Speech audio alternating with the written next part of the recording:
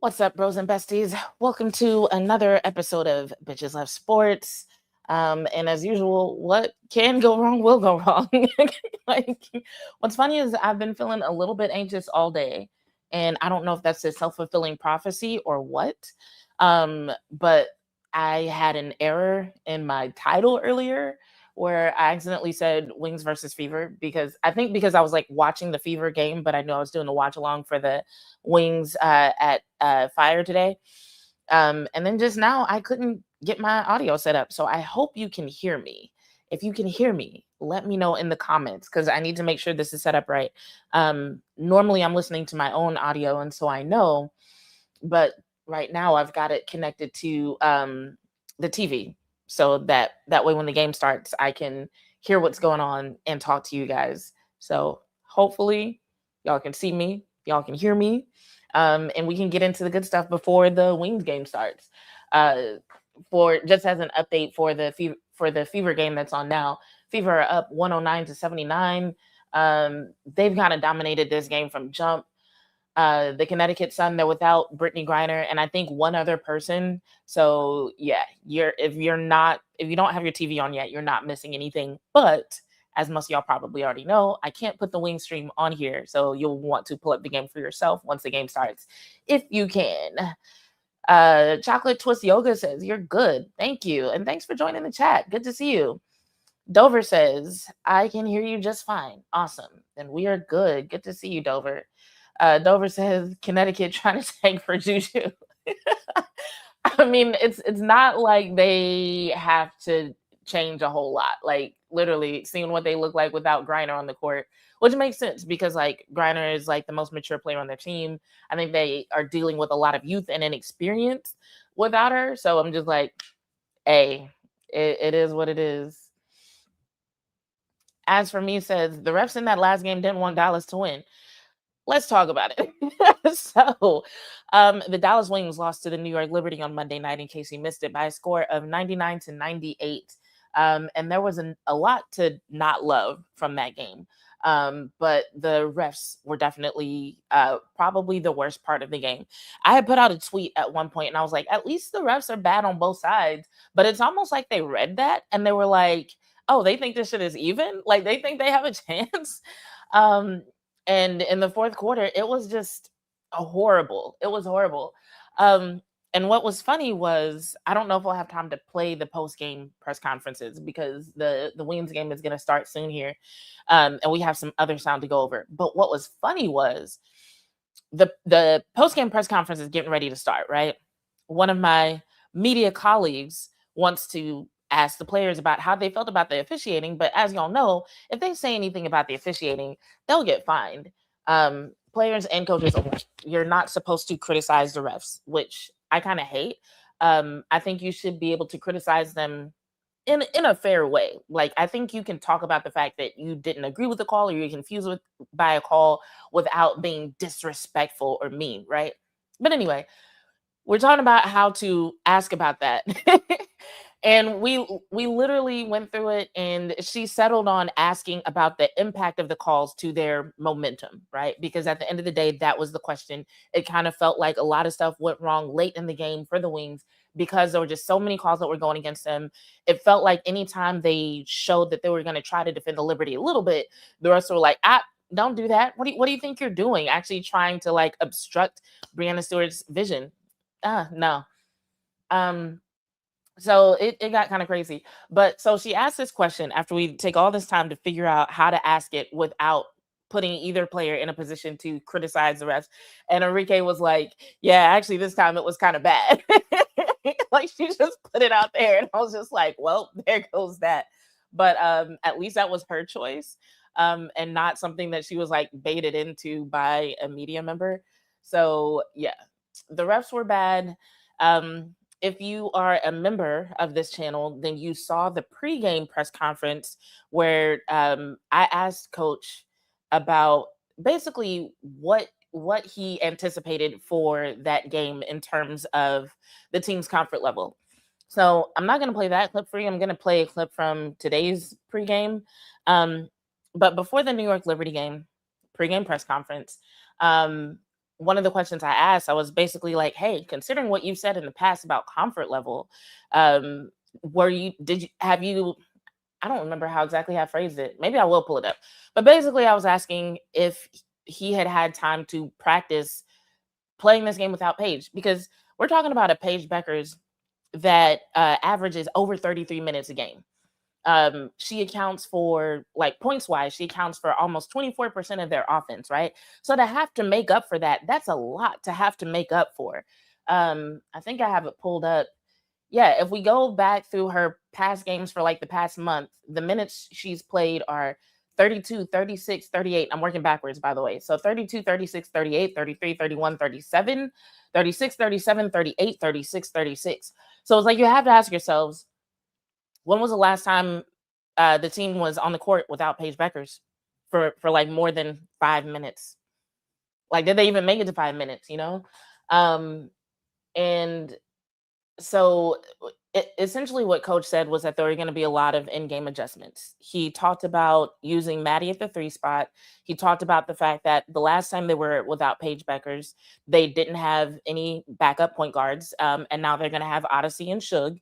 And so he said he expected that to make a difference. But he said it was going to be a lot of in-game adjustments. And he was like, we didn't prepare to not have Paige. And I'm like, well, yeah, of course you didn't prepare to not have Paige Beckers, but have you practiced lineups that don't involve her enough to where they should be able to survive? So before that game, the conversations among media members were basically like wondering, like, okay, are they going to be tempted to play hero ball?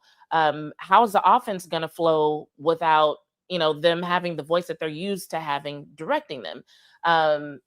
Will they be able to handle some of the issues that were problems earlier in the season? Because if y'all remember, earlier in the season, there was a lot of conversation about them not getting to their second and third action smoothly. And it's like, okay, so what is that going to look like? And then even on the New York side, the New York coach talked about, still trying to figure out how to incorporate the bench players, so on and so forth. And so we're like, all right, you got two teams who are going on the court that it sounds like they're basically going to be trying to figure it out. So this could be a really fun game, or it could be some of the worst basketball we've seen all season. And I do think it could have been a really fun game had it not been for the interference of the officials. That was just horrendous officiating. It was bad. It was bad. Um, but anyway, I say all that to say, because of what we heard in pregame, we went into that game kind of knowing things were going to look a bit rough when it came to the Dallas Wings. And the thing that made it disappointing was just how rough it was, and what is wrong with her face? Sorry, I can't tell if she's got a cut on her face or what's going on. Sorry, they were showing Kelsey Mitchell. I think she must have got a cut on her face during this game or something. Sorry, I get distracted. Um, but yeah, as far as the Wings performance, I think I've seen some of y'all speak on it. Enrique did not have a good shooting night. One of the things that we did not want to see Enrique revert to being a high volume shooter. And that happened. And so while she scored 29 points, hold on, let me pull it up. And what time is it? This game is still on. We still got a few minutes. Yeah, I'll pull up this screen. I'll pull up this screen for y'all. And we can look at some of these stats together while the Indiana Fever fulfill their obligations and finish this game. All right. So is this the full game? Yes. Okay. Full game stats we got here. So Dallas Wings, we had Enrique. So she scored 29 points, which the only person who scored more points than her was Brianna Stewart. 29 points, but on 9 of 24 shooting. So that is one of the things that we didn't want to see, because like during their win streak, Enrique had done a really good job of finding high percentage opportunities for herself, driving to the basket and whatnot. But she was being like really good as a facilitator, passing the ball to other people with better opportunities or who were just like hotter than she was on any given night. So that wasn't great to see. At least she made all her free throws. Because of the way that she was attacking and the shots that she was going for, she had more free throws than anybody else on the wing. So she had 8 free throws and she made all 8. But the actual shooting itself, 9 of 24, she was on the court for 37 minutes and 43 5 seconds. Um, and then just to go over some of the other numbers, you had AZ Fudd. Now, this is a 45-minute game with overtime. AZ Fudd was on the court for 42 minutes and 43 seconds, which is bananas. And it's bananas that she was on the court that much and only shot the ball 13 times. Granted, they were defending her like crazy. They were definitely making her way more uncomfortable than I've seen a team make AZ Fudd in a long time. Um, and so my thing, and we can get more into this. So just so y'all know, whenever I do watch alongs, because I've never done a WNBA watch along. So first thing I'm gonna tell you is I don't consider myself an expert. So you're not going to hear a lot of analyst talk. I'm not going to talk about which plays they're running. I don't know a lot of the fancy terminology like flare screens and shit. You're going to hear a lot of like raw observations. Okay. Secondly, I do like to answer questions during timeouts and commercials. So if y'all have questions, if we don't get to any, if there's anything that we don't get to before the game starts, we'll answer it during halftime, timeouts, commercials, so on and so forth. Um, so yeah, if y'all want to talk more about the AZ Fudd of it all, there will be time. Um, but yeah, they were defending her really heavily. Sometimes she was like double and triple teamed. Um, and if we go back to what coach has said in the past about how he's handled that. So just a review, because this has come up a little bit today. And I'll read y'all some of the stuff that I've been tagged in related to this, just to make sure one that I thoroughly answer those people's questions, and so y'all also know the angle from which I'm answering. But so we let's go back to the beginning of July. July 3rd is when coach made the comments about, I've got to do a better job at setting up screens for her. We've got to do a better job at finding her in transition, so on and so forth, right?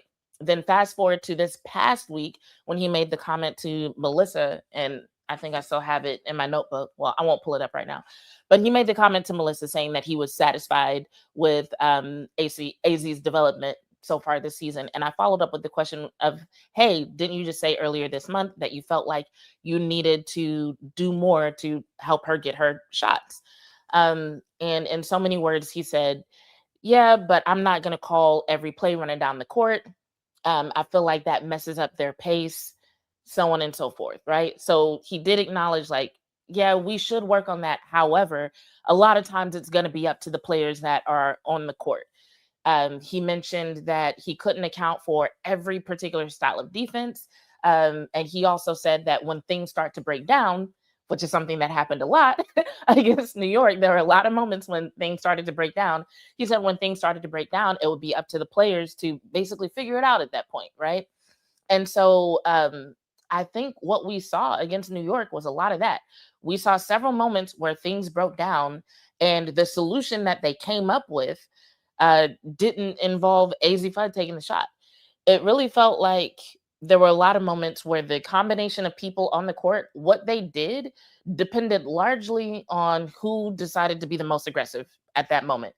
So if it was Arike who decided to take matters into her own hands, she was going to take the shot.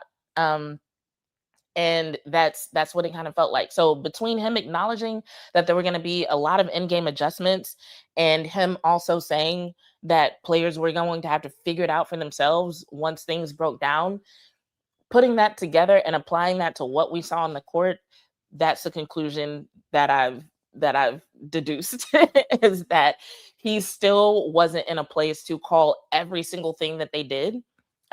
Before the game started, he said that they didn't have on ball preparation for facing New York, but they did watch film. They did have a discussion before the game, so on and so forth.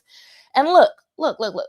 While there were a lot of disappointing things, and I do think that game was winnable, if we go back to April, training camp hasn't started. We haven't seen this team in preseason. They haven't made any of the progress or adjustments they've made so far. They've just drafted AZ Fudd, made a couple of offseason moves. So we kind of have an idea of the direction they're going in, right?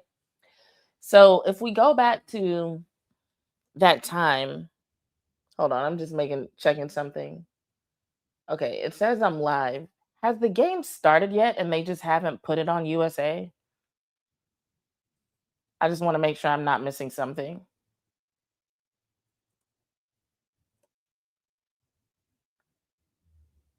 Nope, looks like it hasn't started yet. Um, but yeah, so if you go back to April, um, right, and you think about what we expected from this team, and somebody were to be like, hey, there's going to be a game where Paige Beckers is on the bench, and this team is still going to be able to take on a New York Liberty with Brianna Stewart, with Sabrina Ionescu, both on the court with Jonquel Jones, and they're only going to lose by a point, though, in overtime, right? I think a lot of people would be like, whoa, are you serious? And they'd be kind of excited about that result. Um, and so while there was a lot to not like, I think there was also a lot to be like, okay, there's some things we need to figure out, but there's some things that they can really build on here. Depending on what we choose to focus on, there's more to like from this game than there is to dislike, right? And like emphasis on choose to focus on, right? It really depends on how much weight you put on certain aspects of the game. So before I go any further, though, I do want to look at some of the comments y'all have here. Let's see. Dover says to ask for me. Dallas also didn't take advantage of the bonus they had in the fourth. That's legit. Da, da, da, da. As for me says a walk has 2 fouls before the game starts. I don't understand how they call stuff on a walk. Like I don't know if they're just like literally intimidated by her length to where they just like are so ready with the whistle. Like it's crazy. I feel like we haven't seen the best of a walk because she can barely get in a defensive flow um because of how the calls go against her. Now, that's not an excuse for not rebounding. I will say that. However, I do think other aspects of her game would look a little bit better if it weren't for her dealing with the calls, so on and so forth. JCG says Enrique was shooting well and got confident, started playing ISO ball, and suddenly we lost the lead. Yeah, and I feel like it might not have been just her. Let me look at something else here. Okay, Odyssey didn't take that many shots. No, actually, no, it might have just when it comes to the actual shooting of it all, it might have been just her because there were other people who shot worse, but they didn't take as many shots, right? Like Suge Sutton, 1 of 5, not ideal, but at least it was only 5. You feel me? JCG says Jose is a mess. When is he gonna make Jess defend? She's a cone. Um, I'm gonna have to get back to you on that one because I don't necessarily agree that she's a cone, but I do think that a lot of times the position that she's put in to defend is not ideal for her. And I do think that he needs to try harder to figure out how to put her in the best like the most advantageous position for her on defense. Because there are certain situations where I've seen her perform better. But when it comes to going big for big, especially if the opposing team's big is bigger than her, yeah, those situations don't go well. They don't work out in her favor. JCG says Enrique wanted to prove that she can win without Paige. Well, I mean, technically, that was the job description for the night. It was like Paige is not going to be in this game. Team win it. Um, to me, it was less about proving that she could win without Paige, and more about them having to come up with a solution on the fly for how to win without Paige. And she only knows so many ways to do that. I don't think that was an ego play by her. I think that was a this is what I know play by her. Um, Typically when there's like a tough contest involved, a tough matchup, most athletes will respond to what will resort to whatever is second nature for them. They'll resort to whatever their habits are, right? So when you have other people on the court and you feel confident and comfortable sharing the ball with them and the offense is flowing smoothly, it's a lot easier to be a facilitator, right? But in that game against the Liberty, we literally saw the offense pause and get stagnant in moments. Like there were moments where they literally looked like they did not know what to do next. There were moments where it's like I'm watching them. I'm looking at the court. I can practically hear like Enrique, I know did it. I think Jess had to do it. I think Odyssey had to do it. I'm literally listening to them having to yell at people and tell them where to go and what to do in the moment. And you could tell that offense was not flowing nearly as smoothly. Um, and I think Enrique is one of those people who is a little bit quick to say, you know what, fuck it, I got it. Like y'all look lost. Y'all look like y'all don't know what you're doing. I got it. So I don't think it was an ego play. I think it was a um I'm frustrated with the flow of the offense, and so I'm gonna do something different. And that didn't necessarily work out how they were hoping. So um Marvland, Marvel and Group says, "What up, Jazz? What's up? Good to see you. Thanks for joining the chat." JCG says, "I think Jess needs Atlanta in the paint with her. A Watt can't stay long enough on the court to help.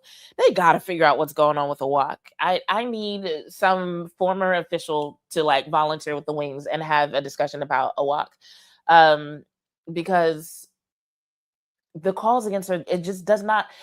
She don't even be going that hard to get those many calls. Like it really feels like the officials are intimidated by her length. I'm just like, I don't understand what's going on there and why she gets those calls so quickly." JCG says they don't watch film. AZ got open a bunch of times and they just ignored her. Um, yes and no. AZ got open a bunch of times and did not get the ball. The reason why I'm still classifying it as lack of solutions is because when we're watching a game or we're watching an overhead view, it's very easy for us to see where everybody is and where the ball should go. The New York Liberty took advantage of the disorganization of the Dallas Wings. So if it were already a habit for them to go to AZ, if they already had plays in place to go to AZ when she gets open at a certain point, I think it would have been easier to make that happen. I think what happened was the Liberty, they had bigger players who were jumping passing lanes, who were obstructing vision, who were forcing players into uncomfortable positions. And the Dallas Wings did not have a way to respond in order to get the ball to the open players as often as they should have, right? Because not like AZ didn't take any shots. She did take some, but could she have taken more? Yeah. Were they prepared to make that happen? No. And then it's like, I also think about the fact that Paige has such good court vision and she's such a good passer. It's just like, who was on the court that can actually do what she does when it comes to passing? And that's why when people say things like, you know, Jose is benefiting from Paige's greatness, it's like, I don't want to make it sound like Coach Jose is not qualified at all to be a coach. Like there are some people, it's common for fans to, when they don't like what they're seeing from their team, it's common for fans to immediately resort to fire the coach, they suck, right? But there is a spectrum. There is room between we love everything the coach does and fire the coach. Game just tipped off. Dallas is starting on defense. And so does Paige make Coach Jose look better? Yes. That will be the case for any coach. Whoever coaches the Dallas Wings while Paige is a member of that team, that coach is going to look better because of what Paige Beckers does. What I want is for Jose to have more options for when Paige is not on the court.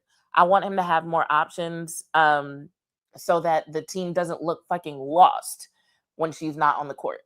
It shouldn't be the fact that Paige is the only person who knows how to get the ball to the right people or who knows how to combat the obstruction that a defense um, might try to impose to keep them from passing the ball around. Especially with it being that it's just like, yo, everybody knows that you're a transition team. So going fast, playing with pace, passing the ball movement, those are essentials to your offense. So teams already know if they can obstruct that just a little bit and throw your timing off. What do I always say? The most important rule in the game of basketball is the team with the most points at the end of the game wins. I've also pointed out that you don't have to be 100% effective in basketball to make a difference. You got to do enough to win by 1 point, and that counts as a W for your record. What did the Liberty do? They didn't stop AZ from getting the ball at all. They said, we just need to defend her enough. We need to obstruct their offense enough to win by 1 point. And that's what the fuck they did. Oh, look at a walk getting a rebound. Love it. But yeah, that's what they did. And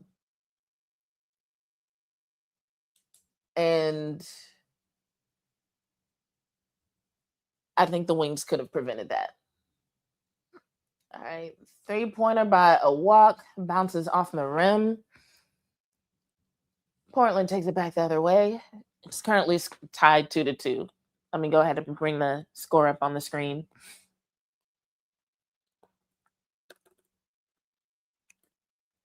Wings, fire, live score.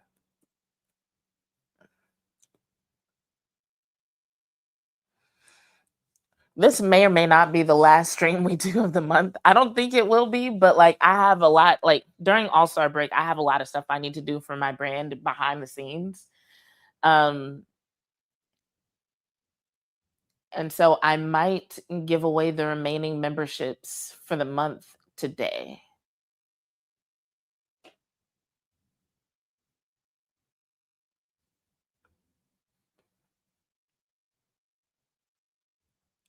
All right. After those free throws, Portland is up 4-2. We've got Azzi with the ball.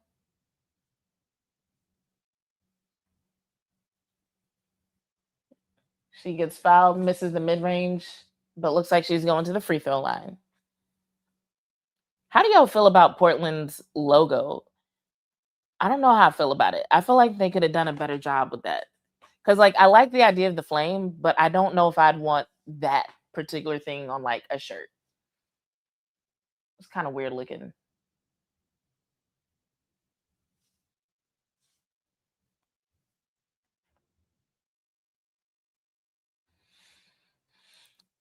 JCG says there was a play 3 different players in a row tried putting up contested shots with AZ open in the perimeter.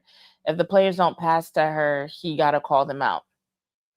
And you know what? I'm sure he does after the fact though. um I don't think there were enough adjustments made, especially in game. Um and I don't think it was always the right adjustments made. But I mean, that's the thing, like coach is coach, not a computer. So he's human. He might make mistakes. There may be room for improvement for him as a coach. Like although he's in the W, like yeah, it's his first year in the WNBA, just like a lot of rookies. There's still a lot for him to figure out and get better at. Um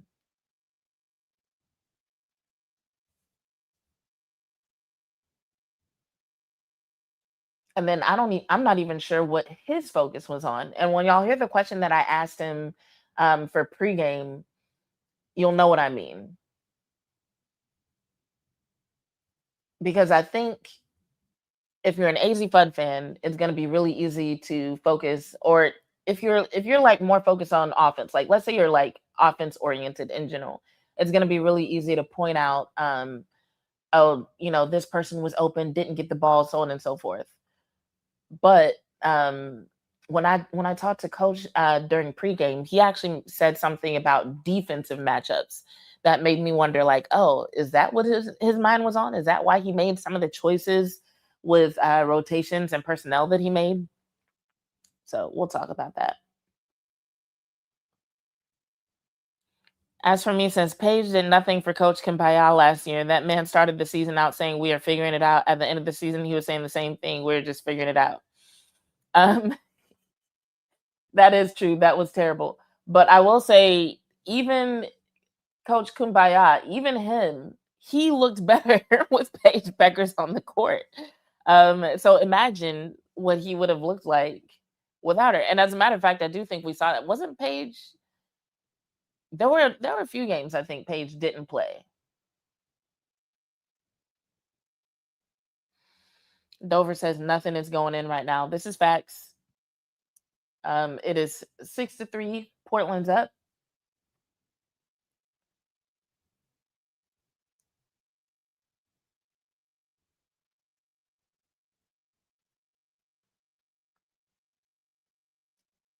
The Wings are 1 of 8 right now,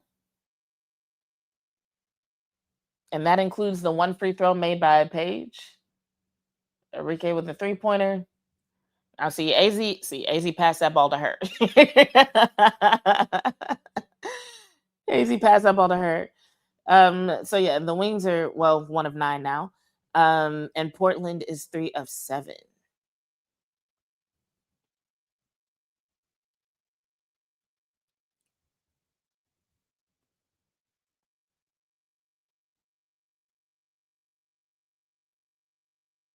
Oh no.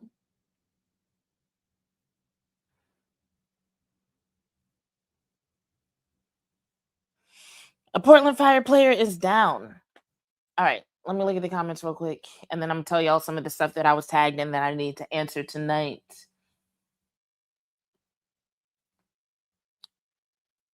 JCG says, but the roster this season is better though, no comparison.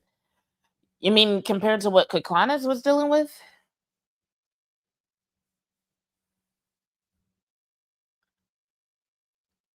As for me, as Coach has to at least tell the players to look for the pink shoes in the corner.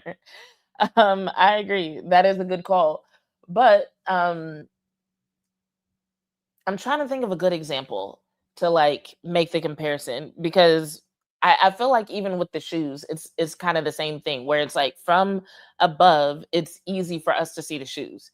But when you're like looking through 3 or 4 people, you might not. And I think during the New York game, there were several people with neon shoes on. It was wild. JCG says, yes, compared to what Bunman had last season, that roster had potential. I still don't think it would have been as good, but I think the injuries were the worst thing. Like, it's already tough for a new coach to figure things out. And then to just, like, basically have to deal with so many injuries and the hardship contracts, people coming in that you weren't even planning to have come in. It's like, yeah, that's a lot. But also, he wasn't a great coach. Also, he was not a great coach. Okay, so we'll start with Twitter, also known as X. Let's see.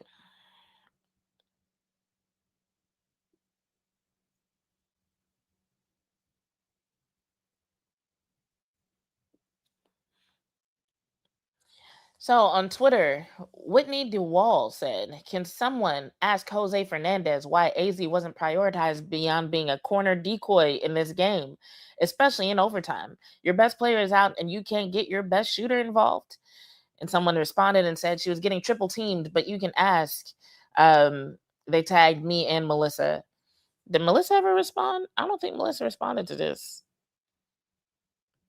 Da-da-da-da-da. I responded. I don't think Melissa did. And Whitney followed up, said, then why wasn't anyone else open? She could have had looks, but instead he let 24 play hero ball. And so to answer that person, I'm going to resort back to what I just finished explaining to y'all, which was um, I'm gonna be honest with y'all. I'm doing my best to not say that coach didn't have a solid plan. I think he had a plan, um, but it wasn't a solid plan. And the reason why I say that is because he said himself there were going to be a lot of in-game adjustments. He said himself that they didn't have any opportunities to practice, especially on the ball, for what they were going to do against New York without Page. Um, he said himself before that he doesn't call plays every time they're going down the court. So when you combine those things, it does sound more like he had an idea of what they wanted to do, but he was waiting to see how the game unfolded to make adjustments, to make recommendations, but they did not have a solid game plan of what everybody was going to do, why, how, and when. Um, and you know what? I'll leave it up to each of y'all individually as fans to decide how much that upsets you. I will let y'all decide how much that upsets you and what that means to you.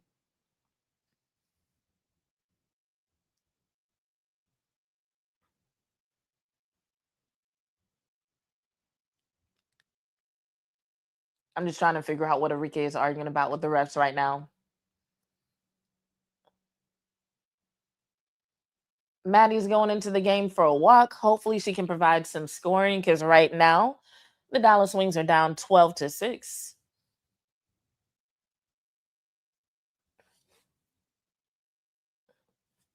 And sorry, the score on the screen is kind of giving it away. Like my stream is behind a little bit, but apparently the Wings are going to score soon, which is why ESPN has already updated it to 8 points.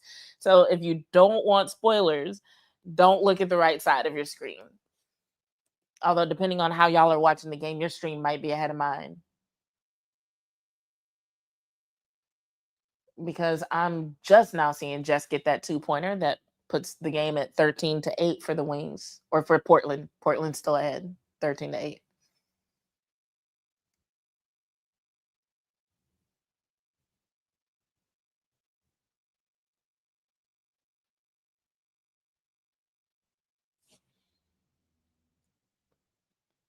JCG says, God forbid Paige gets injured then, since he can scheme playing, or can't scheme, I think is what you're trying to say. Since he can't scheme playing without her, I'm not here to watch Enrique hero ball. That took us nowhere since she's been there. No, facts. So I'm gonna be real with y'all. I'm only allowed to get so upset, like visibly upset. Like, because my role literally requires me to be able to like look at things from multiple angles and talk about it from multiple angles. As fans, you can go the fuck off. like, like that is crazy to think about, that pretty much the success of the coach depends on the health of this one particular player. And yes, she is one of the best players of the league, but you still got 11 other people on the roster. So like, what the fuck? Like, you should be able to figure out something. We're not saying that you should, be able to blow out the New York Liberty without Paige. But like I keep saying, can you do enough to win by 1 point? Like, that's it. Can you come up with enough of a plan to get the job done, to get the W, and continue the momentum that the team had going? Because can you imagine if they were still going with this win streak? And I mean, granted, no team is going to be undefeated, but I think there are certain manners of losing that fans would be okay with, as opposed to it just being something as simple as, oh, without Paige, he can't win. Or, oh, they lost because he has this great shooter that he literally doesn't know how to use. I think that's what a lot of people find unacceptable. Maddy for 3, bounces off. The Wings are having a rough shooting night. How many people have they gotten involved?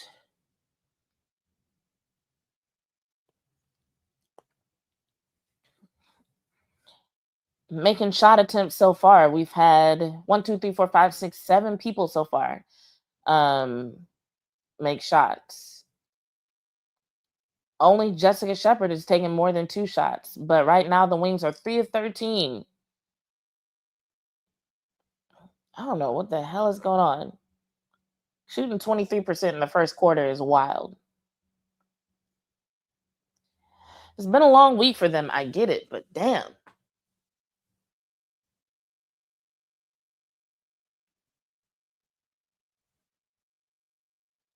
What I'd like to see from them at this point is like, I just need them to take more high percentage shots.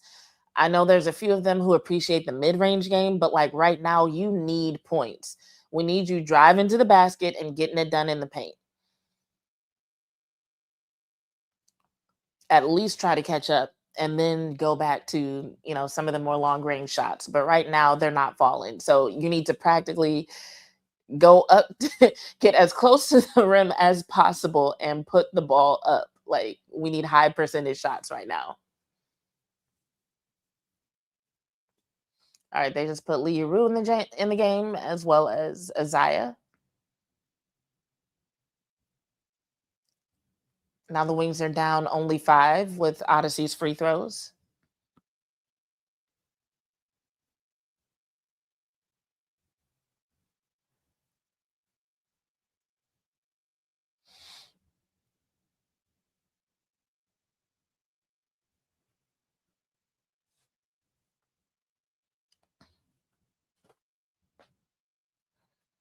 All right, the announcers are saying there may or may not be a pending technical foul, but it looks like whatever happened, the refs aren't going to do anything about it.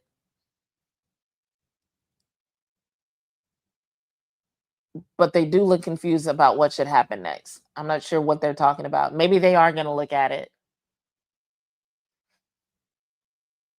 Are they looking at it? No? Okay. Portland's ball inbounding.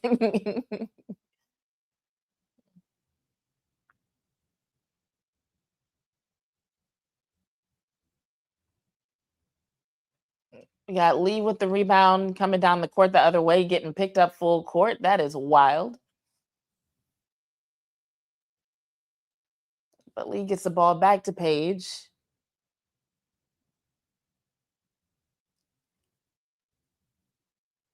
They're trying to use their screens, but they don't really seem coordinated. Yikes. But we get 2 points. Wings only down 3 now.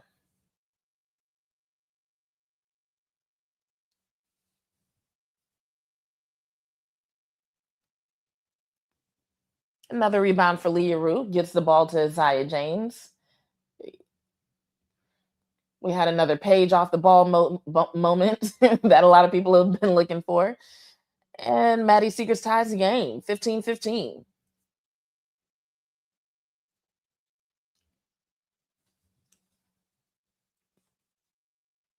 And Odyssey gets a steal. Cool. Going back the other way. Uh Lee tries to screen.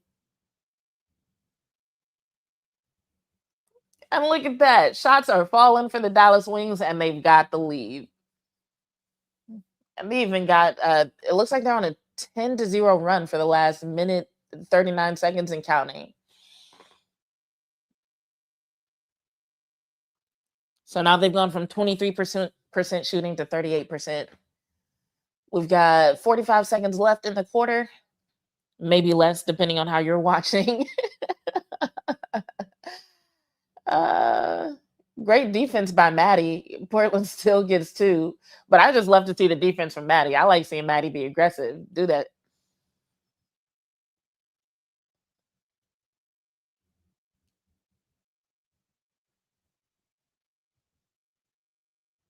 Because if you're aggressive, even if they get the 2, they're going to think about it next time moving forward. We got 4 seconds. Odyssey loses the ball.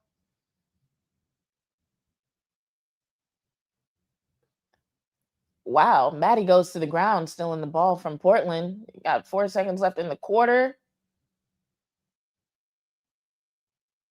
So they don't get points out of it, but they at least stop Portland from scoring. They got 0.1 seconds left in the first. Dallas is up 18-17. I don't think Portland has a 0.1 second play. Oh, well, Dallas is inbounding. And that's the end of the first. All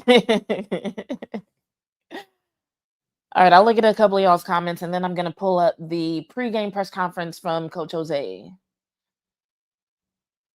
Dover says the Rims hate us and Portland does love the full court press. Yeah, they do, clearly. I've never seen anybody pick up Lee like that. Bananas. As for me, says Lee is running point. Lee has solid handles for big. Bigs usually look so clunky because they're always like looking down and around them. But she's, she can take it a few feet. All right.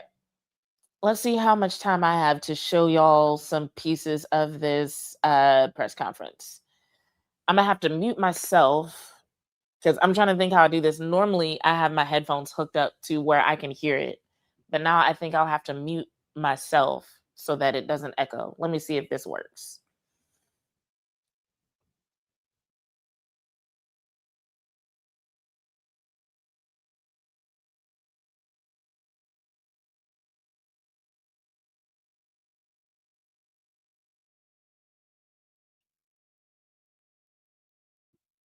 All right, Grant. At shoot around, should mention pick and roll defense and just playing like yourselves offensively with the flow you've been getting lately will be keys tonight. Just what are your thoughts on some keys against Portland tonight? You got to guard the arc. That's that's number one. And I think Grant, we got to do a great job taking care of the basketball, right? Um, making sure we make really good decisions, adjusting to how they're going to defend us, not only in the full court but in the half court. And then with Paige back, do you anticipate any restriction for her? And also just what changes, just getting her back in the lineup? Well, I mean, um, last two games without her, a total of 2 points. So it's different when she's on the floor as a calming factor and so many other things that she does. But yeah, no restriction. And then just reflecting on the team's performance thus far, this going into this game throughout the season, just what have you maybe liked about the team's performance, and then just what do you see as maybe an opportunity to Yeah, grow after the break? people forget before the New York, we had won 6 straight, right? So definitely didn't close the way that we wanted to the other night. I thought the glass was a very big part of that, and also, some personnel coverages at some breakdowns. Um, but yeah, you want to go into the break with a win, and especially a road win. Um, but it's going to be a really, really great basketball atmosphere here, and Portland plays hard and they shoot it and they share it really well. So we're gonna be tested defensively. And then All right, before we continue, um, hold on. Let me just make sure this is set back up again so I can hear when they come back. All right, so what he said about the rebounding, there were so many people in the crowd who were like audibly frustrated with the rebounding. Um,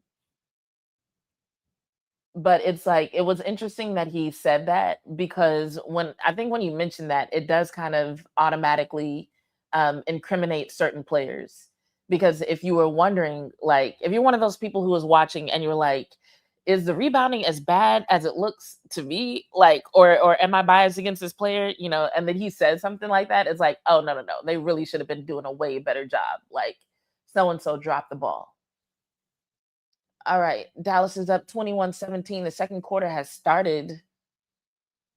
Got Maddy Segrist for three, airballs it. Portland taking it back the other way. Bobby says we're about to give Portland a problem. Yeah, if it keeps going like this, they can.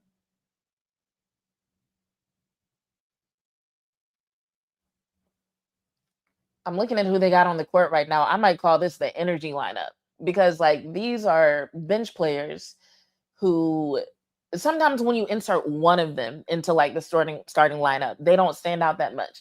But it's something about the combination of Suge and Isaiah and Maddy and Lee that just brings like a different energy, a different pace to the game, that can be really effective, um, especially against teams that have a lot of movement and play with a lot of pace themselves. And they're out there with Paige, so they still have that person, who can guide the offense. Um, we got more Page off ball. Suge running point. That was a whole offensive sequence where Page didn't even touch the ball. That ball went from Suge to Zaya to Lee, and Lee got the two.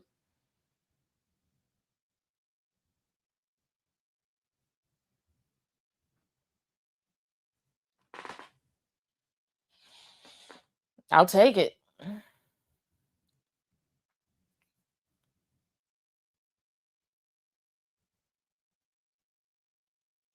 And it looks like they're about to bring Enrique in.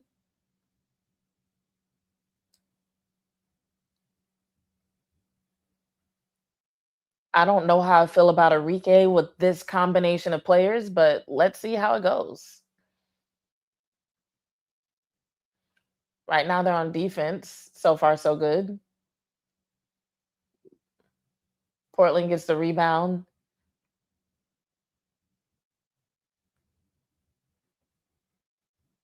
They're running out of time in the shot clock, but Maddy's still playing hard defense, but they still get the 2.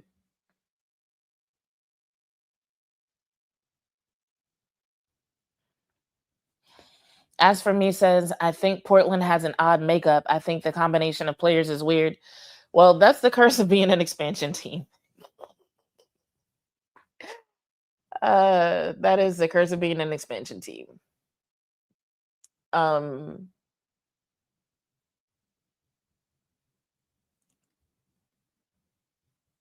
I will admit I don't know a lot about a lot of the players, but some of their best players are people who didn't get a lot of minutes on other teams. And Portland was like, "Hey, I think I can do something with these pieces." Um, so there is that aspect of it. And I think that's what might seem weird to some people. Um, their makeup isn't just based on, people who are already good that they traded for, or even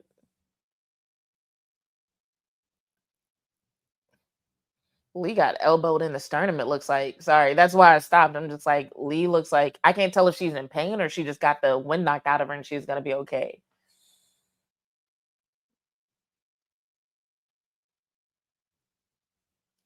Oh wow. No, that looked intentional. Is that what they're discussing right now? An announcer song about that looked like a little bit extra. Nah, that looked like she was intentionally trying to hurt Lee. Like, what the fuck? So hopefully all of y'all are watching the game. But basically, hold on, what is her name? Who was it? Who was it? Who was it? It was, I don't know. I'll wait till they show it again because I don't want to accidentally name the wrong person. But yeah, basically just elbow straight into Lee Yuru. I guess she thought she could get away with it, like while they were focusing on getting the ball inbounded. Oh, Megan Gustafson.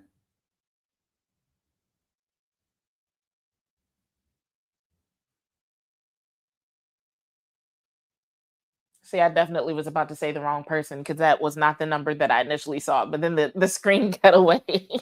See, that's why I have to double check.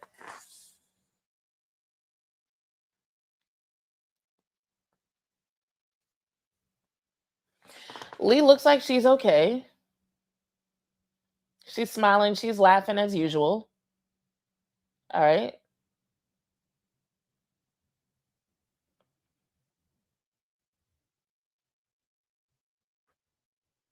They upgraded to a flagrant 1.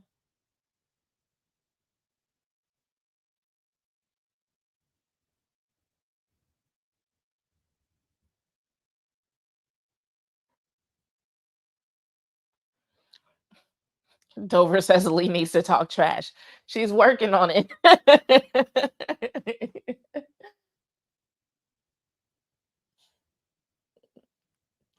We gotta wait till she knows more than cuss words. Apparently, Isaiah has been teaching her some bad words, so we don't want her to lead with that. 1 free throw made by Lee Yuru. And she gets congratulated by her teammates, Maddy and Suge. Suge looks a lot more composed tonight. Against the Liberty, Suge looked a mess. I don't know what was going on, but it wasn't great. And Lee misses the second one.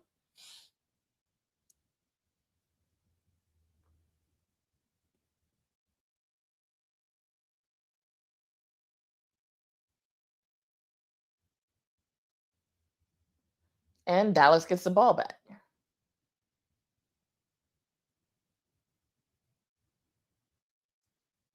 You still got the energy lineup plus Enrique. Lee gets knocked down. Lee, you can't be letting people knock you down like that. You too big. Mm. Oh. Isaiah steals the ball from Portland, runs it back the other way. Stops, decides to drive to the basket, gets fouled, missed the shot. Headed to the free throw line. Dallas Wings are currently up 25-20.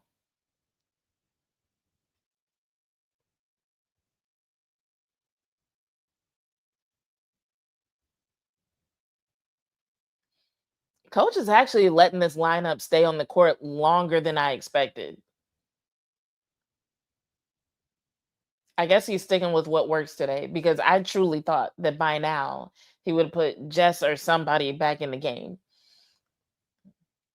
But I really like this group together. I think they're working well together. So I'm glad he's doing it. I'm not complaining. I'm just surprised. They don't normally get this much time. Ooh. DeLeo knocks down a 3-pointer. She earned that.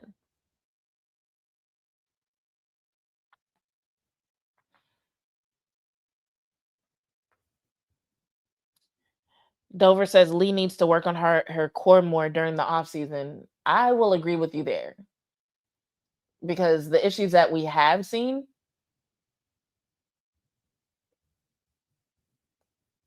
I think could be there's a correlation there between that and core strength. All right, what happened to Za? How did she fall down?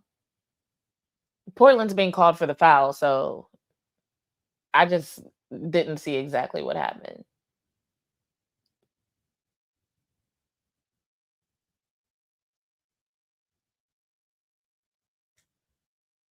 All right, you don't have much time left on the shot clock.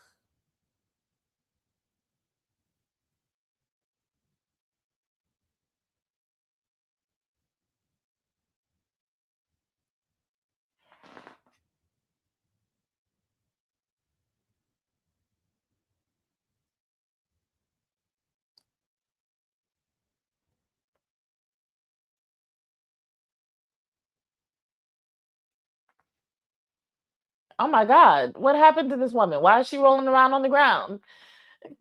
She must be okay because she just got up. Dang.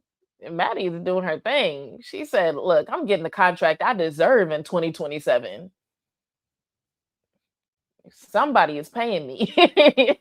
Let me put something on film.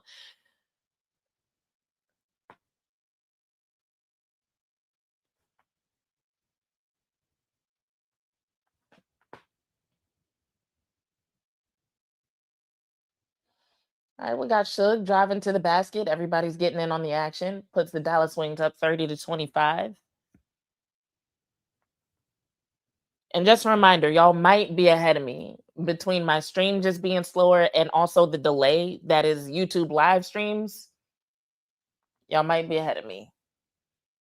And so I do see on ESPN, it is already giving Portland credit for 28 points. So with 6 minutes left in the second quarter, the Wings are still up 30-28. But it looks like the Fire are trying to surge back. Let's see. Who is standing out right now? Maddy Seagrass killing it. 10 points in 9 minutes. That's the kind of efficiency that we love from Maddy Seagrass. That's why we like to see her get more minutes. That's why we like seeing her more involved. I think during the win streak, Coach Jose might have lost sight of that a little bit. Arike Ogunbowale, on the other hand, she has also played 9 minutes. No points, 0 for 1, but 2 assists and a rebound.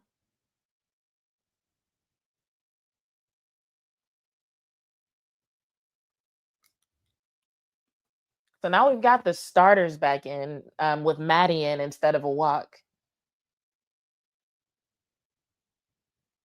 I don't know how I feel about it. They've been looking clunky tonight.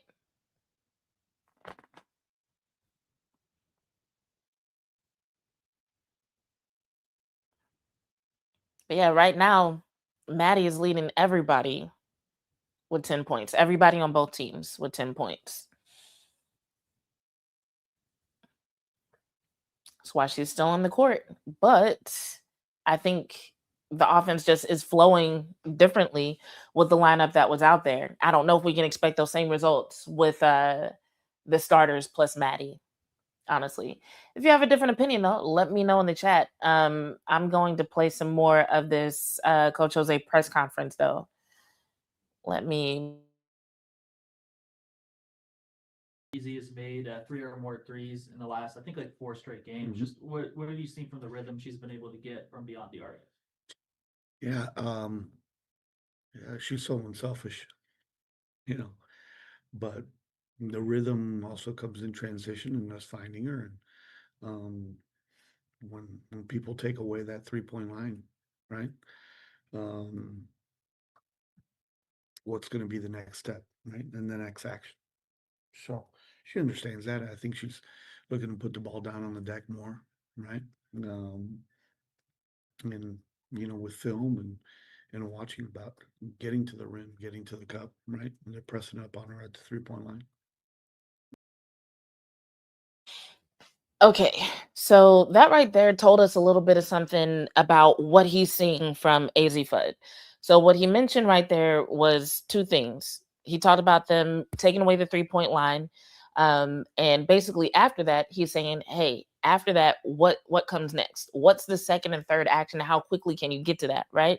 And he also talked about something correlated to that, which is putting the ball on the deck. In other words, dribbling the ball, moving around with the ball, which I would say so far in this game, we've already seen a little bit more of that from AZ than we typically see. But it to me that sounded like what he wants to see from AZ, or what he feels like needs to happen in order for her to get her shot more. Basically, there won't be anything set up to where, well, anything more set up to where there's a strong focus on getting her the ball like while she's stationary. um I would say that that statement that he just made connects to what he said in the past about how when things start to break down, players are going to have to create for themselves, whether that means getting the ball to somebody else or creating something for themselves, right? And so what he's saying in that statement is how AZ Fudd can get that done.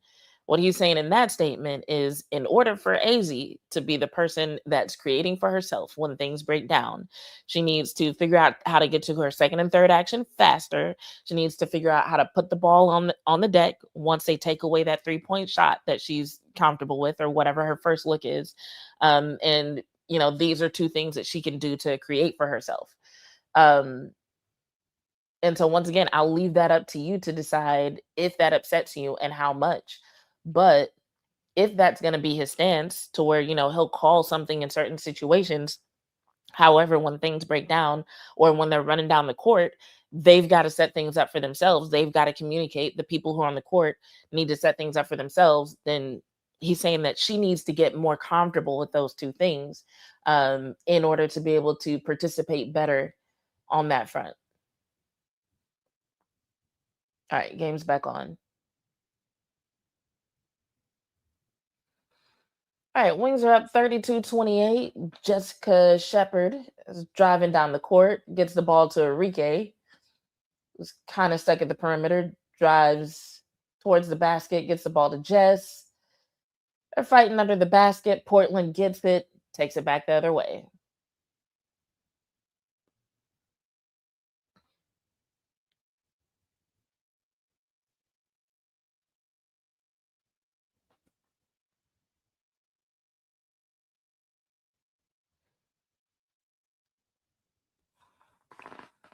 We're back to having the starters on the court for the Dallas Wings.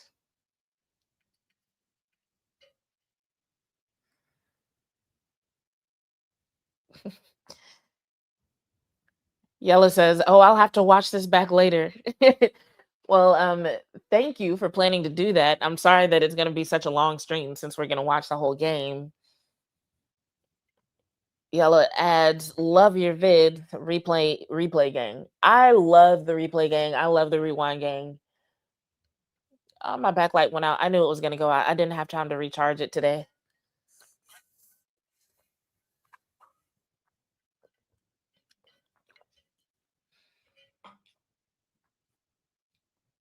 One day I'm gonna have to write a book about my journey as a content creator and what it's like to wake up at 2 o'clock to start work at 3 o'clock so that I can take a nap before nights like this.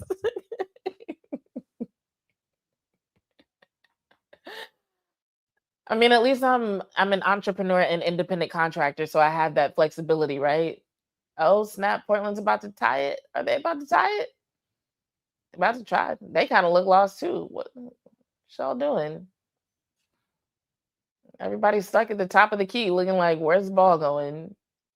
Ugh, they did not tie it. They took the lead with that three-pointer. Portland's up 33-32.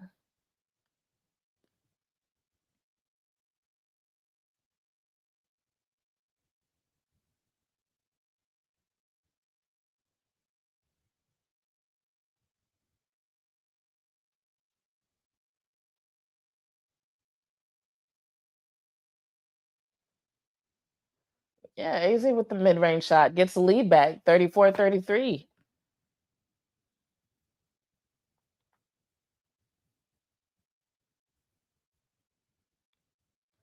Five points on the night for Azzi. 2 of 4 in shooting. And Enrique deflects a pass. Good defense by Enrique. But yeah, I used to get so anxious about things going wrong with my stream. Like there was a time where it's like if I didn't have time to charge my lights, I just wouldn't go live. Be like, oh, I don't want the light to shut off on me during the live.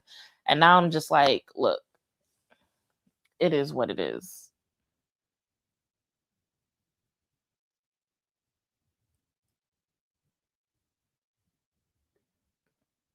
Yikes.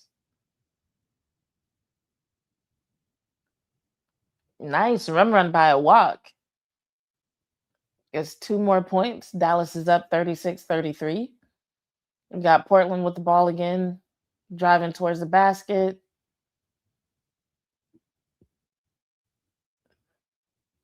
And DeLeo gets 2.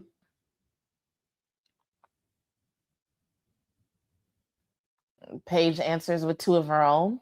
Dallas still up 38-35. They're still up 3. 2 minutes and 17 seconds left in the second quarter. And Dallas got a little bit lost in Portland's ball movement. They had a good shot. They just missed it. So they're still down 3.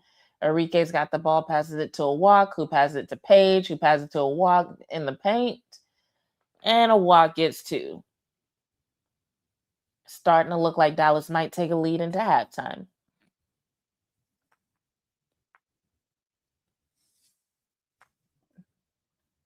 And as for me, wants to see the energy lineup back in the game. I mean, the starters, they're doing okay. They're not losing the lead. Like I don't like how clunky they look sometimes. Like whatever the fuck just happened with this ball. But at least they're getting the job done.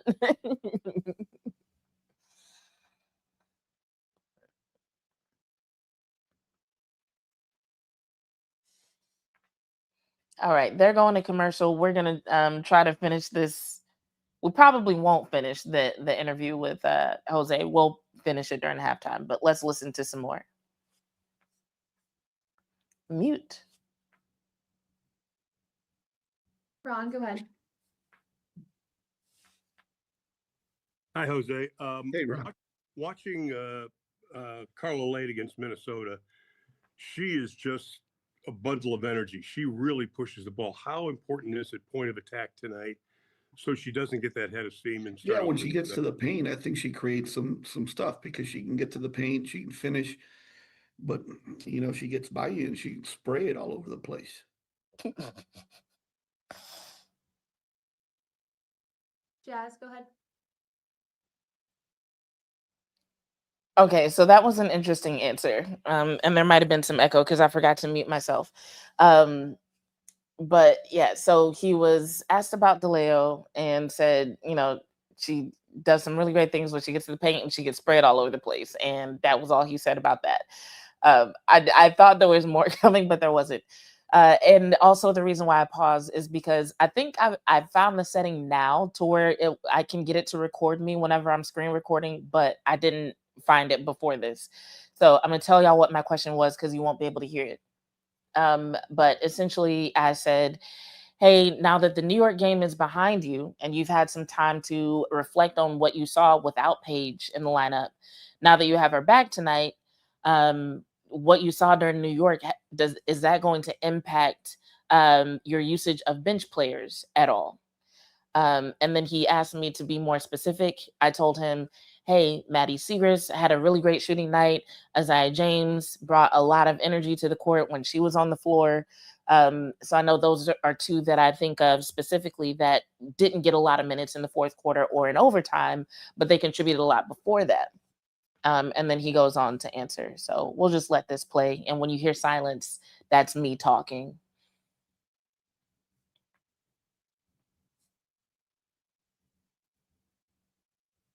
I said, when you hear silence. His thinking face listening to me. Who in particular are you asking about? And this is where I told him I was asking about Maddy and Isaiah.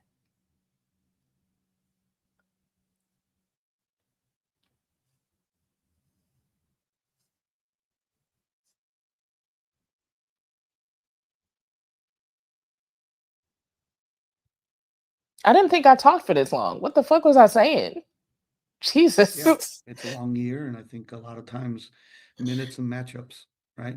But yeah, both of them really contributed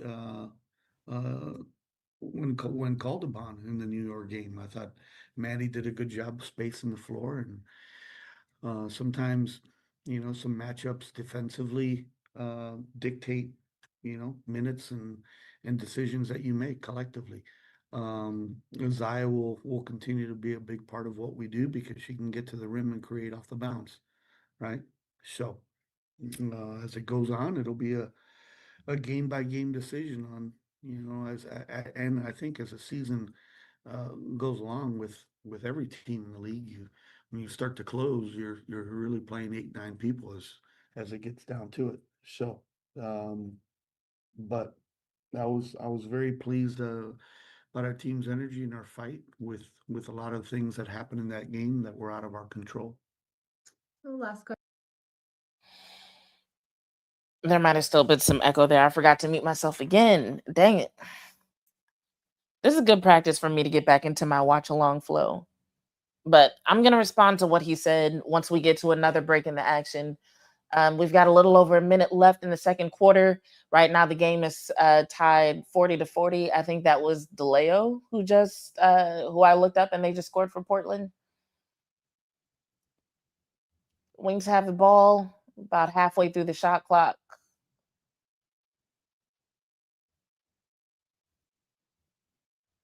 3-second violation called on Portland. I feel like I've been seeing a lot of those called lately, like more than usual.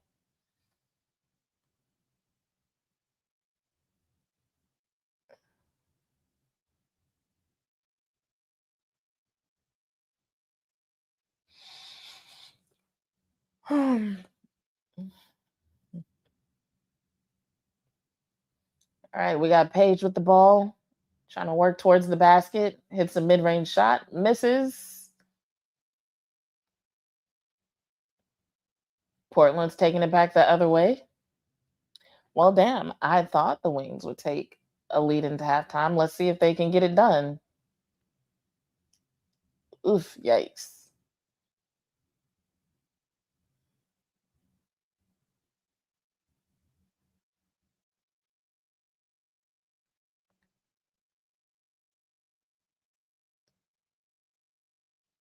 All right, offensive foul called on Paige Beckers. Paige strongly disagrees. I'm watching the replay right now. I see it. She definitely followed through with the elbow.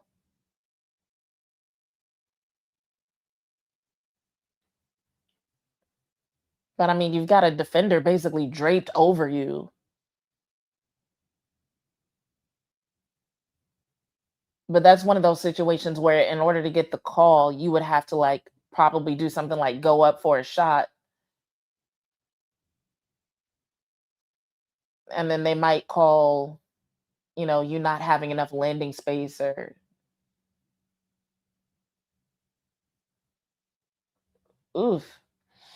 So Portland takes the lead 42-40 going into halftime. Dallas had two opportunities to tie it. Paige Beckers and Jess Shepard both tried for two. They both missed. And so Dallas goes into the locker room down 40-42. Now, on that note, let's talk about what we just heard from Coach Jose Fernandez. So, what I'm playing for you guys, for anyone who just joined, is the pregame press conference. It hasn't been edited at all. This is my screen recording from the Zoom exactly as it happened. So, I'm sorry for all the stuff that keeps popping up on the screen. But yeah, so one of the things he said that stood out was when he said defensive matchups will dictate who's on the floor. So that was the part that I told y'all about earlier, where I was like, okay, the people who are saying that, you know, Maddy was shooting well, they should have left her in. It sounds like he was looking at some other things. And I'm not saying that he's right. I'm just acknowledging that that's not what he was considering when he made that decision. And like so many other things, I'm going to leave it up to you to decide as a fan how much that pisses you off. Like maybe you're an understanding fan and you're like, okay, I get it. They were having a hard time slowing down Stewie and Sabrina. You know, they did have to make some defensive considerations. And, you know, honestly, the people who were on the floor should have been able to figure out, and they didn't. I'm not going to blame that on coach, right? So you might be one of those fans, or you might be a fan who's like, damn it, the Dallas Wings lost by 1 point. If they had had a shooter out there, maybe that wouldn't have happened. And Maddy was the best on the night when it came to scoring. So I'm gonna leave it up to you to decide how much that pisses you off. I'm just here to bring you the information. As for me, says, I don't understand why he wants to limit his players to 9 players. I'm with you there. And that thought also crossed my mind when he said that. Because when he said, like most teams in the league, you want to get down to 8 or 9 players. And I was just like, I was literally thinking to myself, I've never heard that before. But like I keep saying, I've also never covered basketball on this level before. So there are certain things that I'll hear or that I'll see that I do try to I guess discuss with someone who has a little bit more experience in the game, right? I feel like I know enough to be like a good media member, right? But there are certain things that, like when it's that niche of a comment and I haven't heard it before, I'm like, okay, before I call bullshit, let me, you know, confer with someone else, you know? So I've never heard that before. I've never heard anybody say you want to get down to 8 or 9 players. I can see how you might want to, how it could be a benefit for the sake of momentum, but it's not something that I would consider law, especially when your team is losing the lead and it looks like they don't have any kind of like flow. It looks like they're not, what's the word? It's like, basically, what are you trying to preserve in that moment?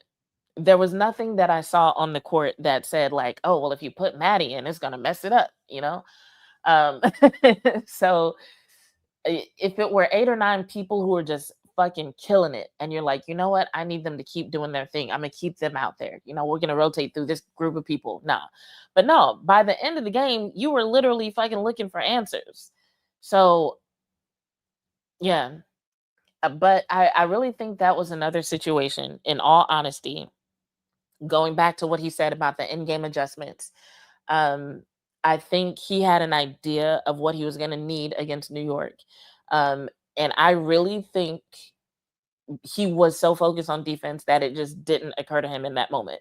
Once again, coach is human. He's not a computer. He's a coach, not a computer. So while he may be a good and still qualified coach, he is not a perfect coach. He will make mistakes, and that may have been one. 'Tis life. 'Tis life.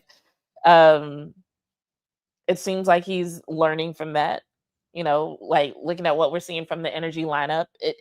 Looking at what he's done with that lineup tonight, just from the first half, is enough for me to be like, I think he watched film. And I think he saw where there was some meat left on the bone from those bench players. I think he saw where there was some potential there that he was not paying attention to in the moment. And now he's trying to do more in terms of seeing what that group can do and how he can take advantage of it. Dover says, when it comes to the playoffs, don't most teams go 8, 9 players deep?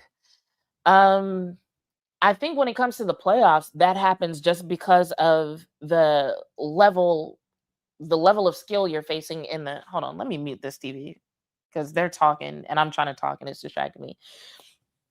So when you're playing like really good teams, which is who makes the playoffs, especially in the WNBA where it's only the top 8 teams who make the playoffs. So when you're playing other good teams, like yeah, you might resort to 8 or 9 players because you want your best against their best. However, if you're in a situation where you put your best out there and your best is not doing a great job of competing, why would you not go to somebody on your bench who brought something valuable to the court? That's what I'm saying. And I think that's what other people were seeing. Like, yes, there are some situations where there you might go 8 or 9. However, it's not like that 8 or 9 was completely getting the job done in such a dominant fashion that this person who was getting points on the board, points that you need now, shouldn't have been in the game. That's what other people were seeing. Now, when it comes to lineups, though, lineups are technically a matter of preference. They're a matter of opinion. And so, coach, from what he just said, was focused on the defense. He was focused on defensive matchups, and maybe not 100%, but enough to where that's one of the criteria that stuck out in his mind that he brought up today. So if what he was saying about in those moments was defensive matchups, I can see why Maddy Siegrist would not have come to mind.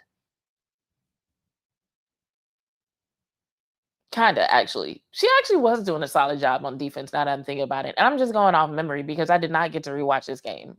But so let me amend that statement. I can see why she didn't come to mind, but it's not because she wasn't doing a good job.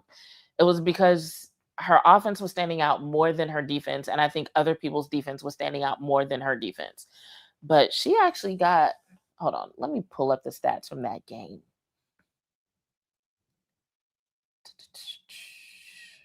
Let's go to the box score.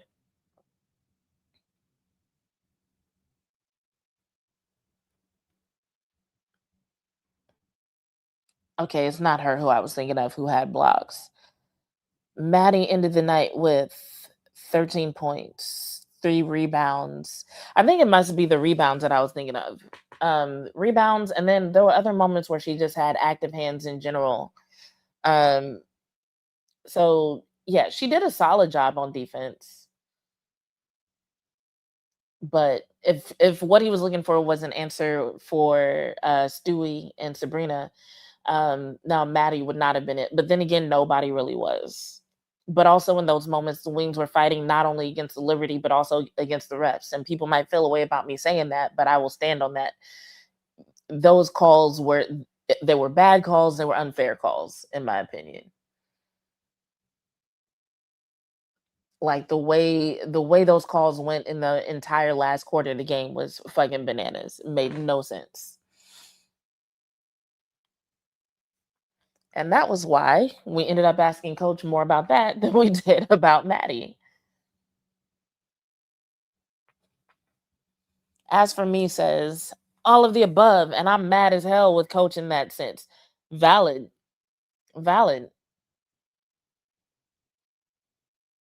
I think fans should be, because at this point we're going into All-Star break. So even though you're more than 50% through the season in terms of the number of games played, it's about the halfway point in terms of time, in terms of the schedule, right? And so you would think by this point, and I get it, like Azzi has done some unexpected things on defense. So I totally understand, wanting to continue her usage in that regard. But if what he's saying is that what she needs to do is be better at putting the ball on the deck, is to be better at getting to her second and third action when her first look is taken away.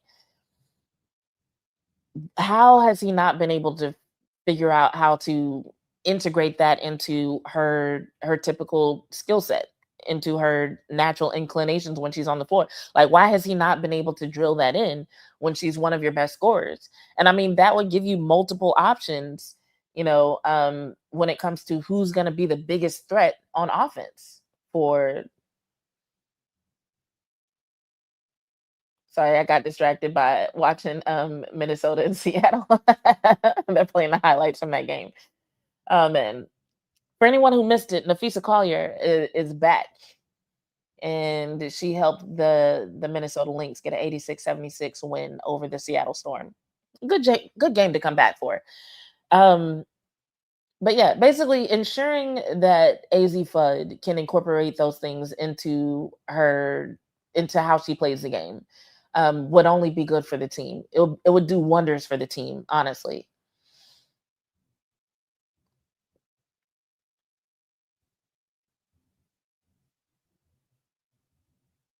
But you know what? That does kind of make me think about the person who told me that coach is not great at player development. Because if that's true, then that would be why he hasn't been able to get her to incorporate that into her game. I mean, think about it. One of the biggest developments we've seen from Azzi Fudd in terms of things that we didn't expect has been her contributions on defense, right? And when I asked her about that, she referred back to something Gino Auriemma said to her. So she went back to her college days to explain why we're seeing these contributions from her on the defensive side. So it's like, all right, if that's the case, in terms of development, what has this current staff, this current team actually done for you? That might be a question I ask. Latasha says, last night I happened upon a YouTube video from one of my least favorite YouTubers. He was showing receipts of Coach Jose going back and forth with AZ fans on Twitter. While he was scrolling through it, the post got deleted. I need Coach to stay off social media. Like, you too old for this. You're in too high of a position for this. You don't need to be on social media. What is he going back and forth with AZ fans about? And was that real? That is some immature shit. And who is this YouTuber? Because I've got to think that this must be a YouTuber who's big enough to actually get on Coach's radar. But it sounds like somebody I don't normally watch.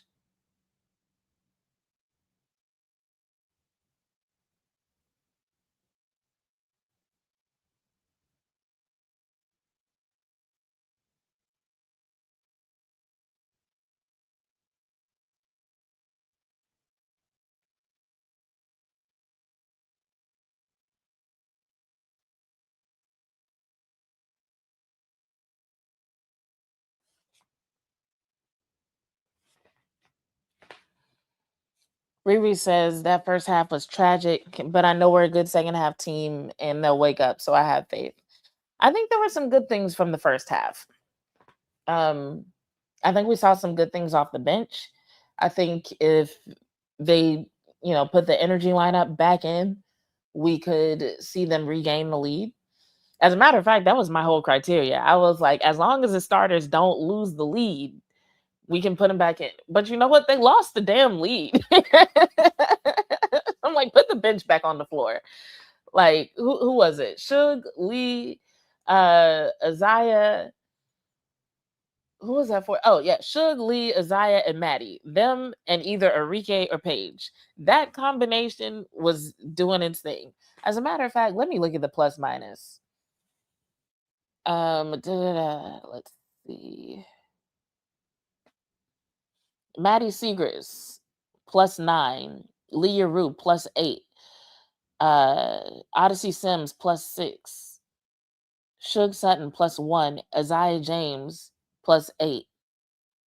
Jessica Shepard, -10. Awak Kawer, -11. Arike Ogunbowale, -13. Paige Beckers, +2. Azzi Fudd, -10. So basically, your entire starting lineup, except for Paige Beckers, has a negative plus minus. And they all have a negative plus minus of 10 or more. So it's not like, oh, it's -1, it's questionable. It's like, nah, right now, with the analysis and the statistics that we have available, it looks like your starters are fucking up. Like, it looks like your bench is figuring things out and then your starters go in and mess it up. So how about And even the fact that like right now Maddy is the highest scorer, 10 points in 10 minutes. That's efficiency, bro. That's efficiency. And she's been solid on the defensive side. You've got Lee Yuru with 4 points in 5 minutes.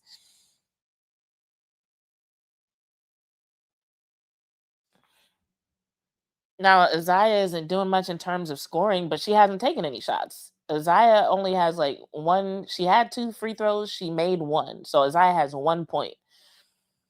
But Isaiah's been doing her thing in terms of helping with the offensive flow and also on defense. That's why she's +8. So I say stick with them.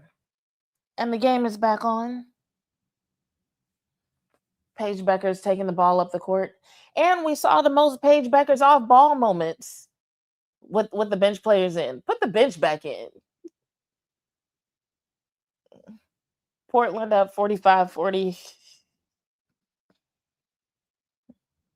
I feel like coach does not have an excuse this time. I'm like, look, I literally pointed out in the pregame press conference the fact that Maddy was shooting well against New York and she didn't get hardly no play towards the end of the game.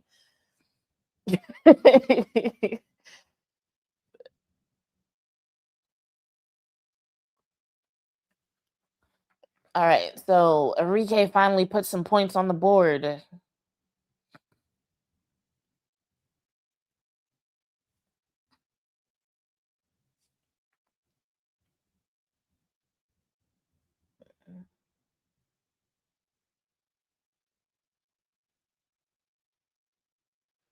And Enrique for 3 again.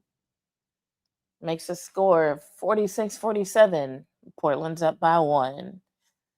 It's like there was a foul. I'm going to read y'all's comments while they sort this out. Latasha says, I don't want to be disrespectful by posting a link, but I can if you'd like to see it.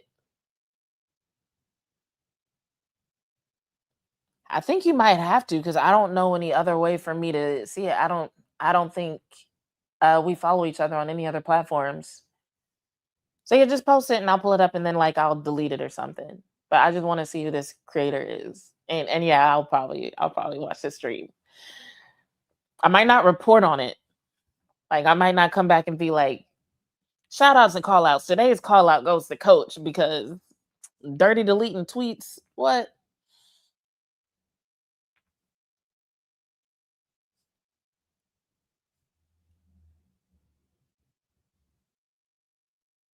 This ref talks like she's reading off a teleprompter. Maybe she is. I don't know.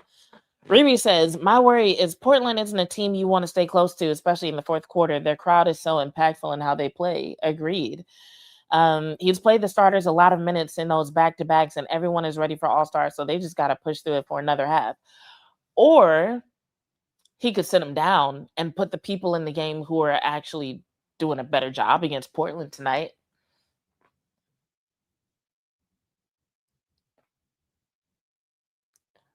Natasha says, I'm going to cry if we lose this game. And also LMBO.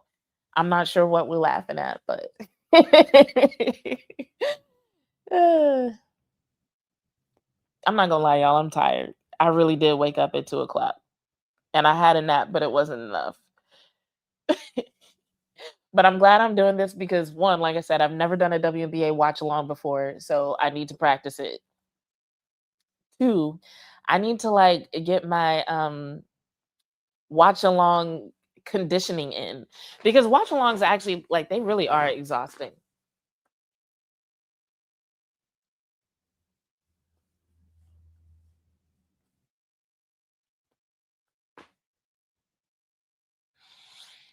Follow Azzi Fudd. But yeah, like to stay engaged for like 2 or 3 hours, and I'm trying to watch the game and talk to y'all and read comments and think about like it's a lot. I'm tired. Like I would love to be like in my pajamas eating my leftover kava from earlier. Dover says, are they going to take the 3 away? I don't think so. They said that the 3-pointer still stands. But, well, they didn't put it on the scoreboard, so maybe I heard that wrong. I would have to rewind to know for sure. I'm sorry, Dover.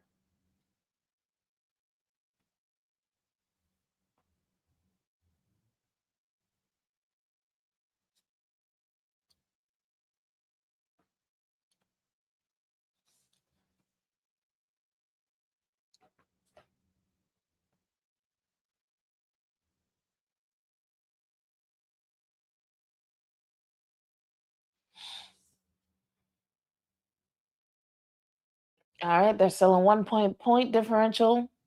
Portland's up 49-48. Becker takes the ball up, passes it off to Jess, who gets it to Azzi, who gets it back to Jess, who gets 2 points to give Dallas a lead, 50-49.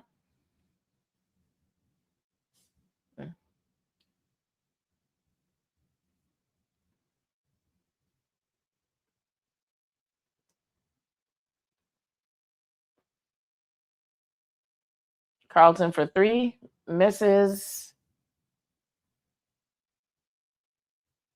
Foul on Enrique.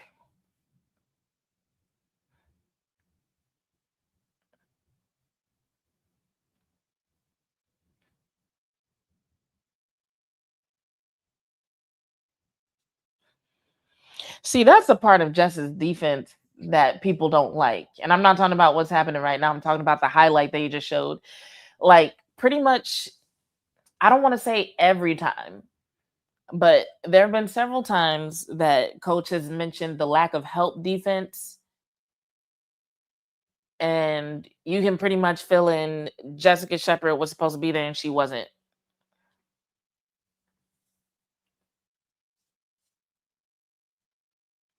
And I think that's the part that she doesn't like. When the assignment is more static, more obvious, she can keep up with the person. And that's why I don't like to call her like a traffic cone, because she's not like 100% that. Like, she can move with her assignment. It's when she's supposed to help, or when she has multiple assignments, or when there's a lot of ball movement on the other team, like what Portland does. But yeah, when there's like a lot of ball movement from the other team, for example, and she needs to switch assignments or recover, that can be an issue. As for me, says naps are underrated, 100%.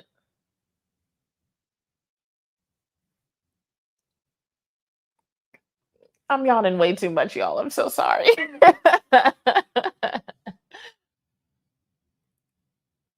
And it's kind of cold in here. That's not helping. But I don't feel like going and changing the thermostat right now. What now? Okay, at least it's on them. Apparently it's on Booner.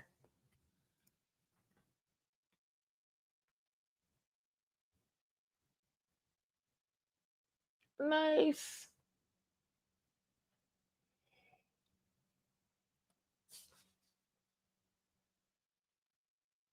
I need to look for a jacket when on the next commercial break. Nice. Rika gets the bucket, draws the foul.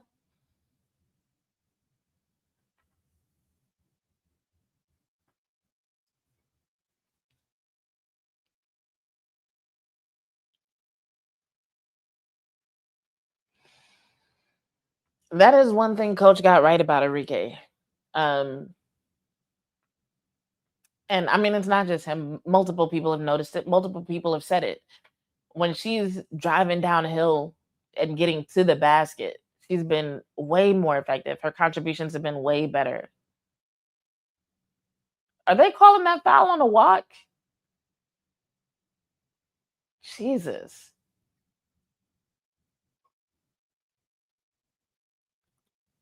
A walk is frustrated, understandably so. As for me, says step outside for 2 minutes and you will not be cold. Fam, like, that has been half the problem the last two days. Like, this heat wave has sapped so much of my energy. Between that and the low humidity, my body is just like, ugh, I feel so run down. And it's like one or the other I could probably handle. Like, being in the heat, And when I say heat wave, y'all, for anybody who's not in Texas, for anybody who's not in the DFW right now, I'm talking a heat index today of 118 degrees. I open up the weather app. It's talking about, oh, it's 105 degrees, but it feels like 118. The fuck you mean feels like? If it feels like 118, ain't it 118? Like, why are you trying to gaslight me about how hot it is outside? It's too fucking hot. Anyway, between that and like yesterday, the humidity was like below 30%. Today, I think it was like 30 something percent, but that's still low for me. And so, like, my whole nasal passage and my eyes are just, I don't do well in low humidity areas. Like, when I go visit Phoenix, I have a whole emergency preparedness kit. Anyway, enough about me and back to this game. The Dallas Wings still have the lead, but the point differential is down to 2. They're up 59-57 with 5 minutes left in the third quarter. And Page goes up for 2, misses. Jess recovers the ball, gets a shot up for 2. Wings up 61-57. They got Maddy back in the game in place of a walk. Probably because a walk got another foul. How many does she have so far? And so Awak has 3 personal fouls now, more than anybody in the game. But also Maddie's been killing it. As part of a particular lineup. And that is just something that I want coach to start taking into consideration, especially as we move into a part of the season where there are going to be some trap games.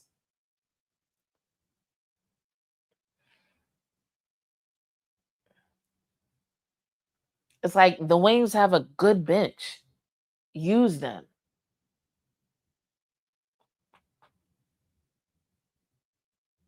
Nice. Page for 2. Wings up 65-62.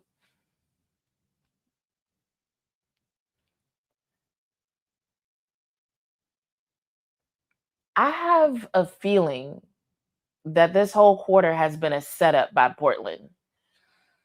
The reason why I say that is because the pace that they're playing with is slower than normal. And it makes me wonder if they plan on turning it up in the fourth quarter and they're just counting on Coach Jose to not make adjustments fast enough to stop them from making the run and taking the lead. Once again, you only got to win by 1 point. And Portland is definitely one of those teams. If you keep things too close, it'll come back to bite you.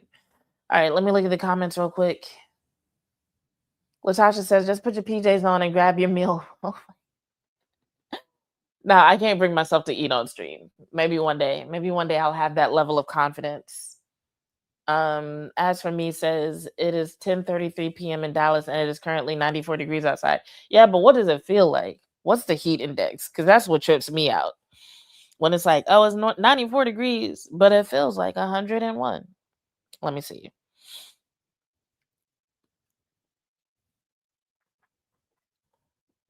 My weather app, which is taking forever to load, says I'm in Fort Worth. It is 95 degrees, but it feels like 104. At fucking 10:36 at night. It feels like it's over 100 degrees outside. The fuck? Oh, we got Kaylu in the building. What's up? If y'all are not watching Kaylu's content, you should. We've done some stuff together. It's been a few weeks. But he was the one that I mentioned on one of the streams when somebody asked me about some trade, and I was like, I'm not the GM person, but Kaylu can answer your GM questions. Like if you want to talk about trades and stuff, that's Kaylu. So you can see his I'm gonna put it back up. Dope content. You can find him easily.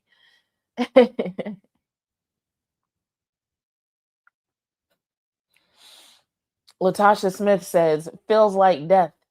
That's why I work from home and never leave the house. I'm so jealous. I might have to sweet talk some more hours from one of the companies I work for tomorrow because I don't want to have to get up early. I would love to stay home and work from home tomorrow.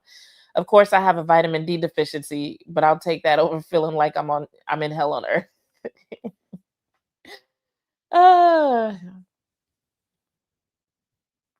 The frustrating thing about vitamin D deficiencies is like even if you take like a vitamin D supplement, you got to take other supplements with it for it to even really work. Like the easier thing is to just like get some sun. But like this time of year, you definitely got to do it at like literally the crack of dawn.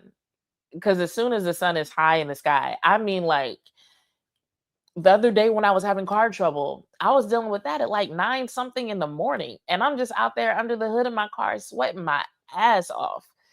Like I felt so bad walking into that AutoZone because I was like, I'm a sweaty mess. But I gotta walk in here and ask for this person's help. It's terrible. It's terrible. Kayla said, "You be ducking out of me." I be tired,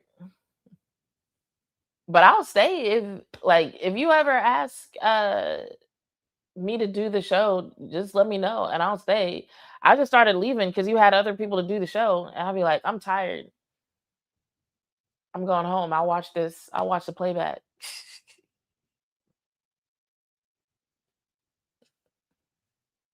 And then I was trying to write too. I tried that like twice and then decided I don't want to write post game articles.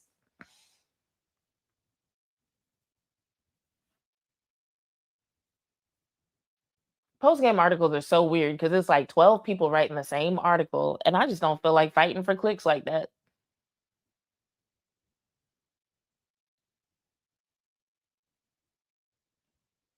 Okay, y'all don't let me forget to finish this pregame press conference with Coach Jose on the next timeout.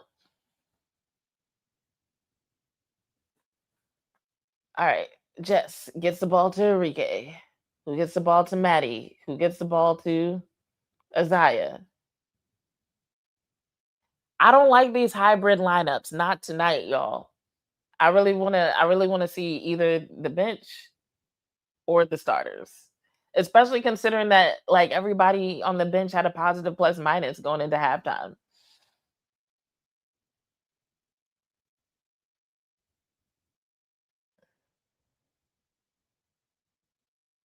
I'm just like, if it ain't broke, don't fix it.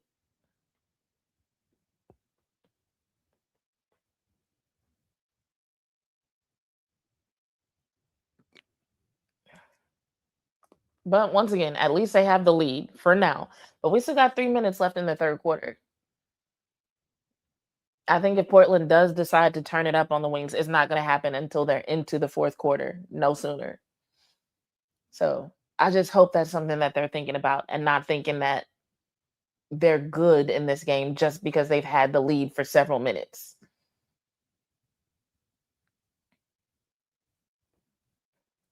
That was a hell of a block.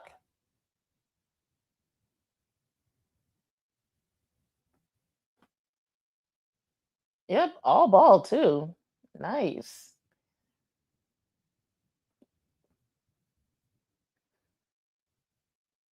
Enrique gets the ball to Jets, who gets the ball back to Enrique, who shoots it from the free throw line. Hits it, wings up 69-64. Portland takes it back the other way. Azziah picks up. What is this woman's name? Is it Oblak? I'm sorry. I don't be watching Portland like that. I'm like, who is? I'm sorry to this woman, but your name looks like Oblak. She misses a layup. Maddy gets the ball, who gets it to Paige, who passes it across the court to Enrique, who passes it back across the court to Paige, who fakes towards the basket and steps back for the mid range and hits it up 71-64. Now that's the kind of ball movement that we need to see. Like if you're going to keep the starters on the court, I will say they are better at ball movement than the bench players. So if that's the game that we're playing, do that all day. Yikes, Azziah. That was a terrible miss by Azziah James.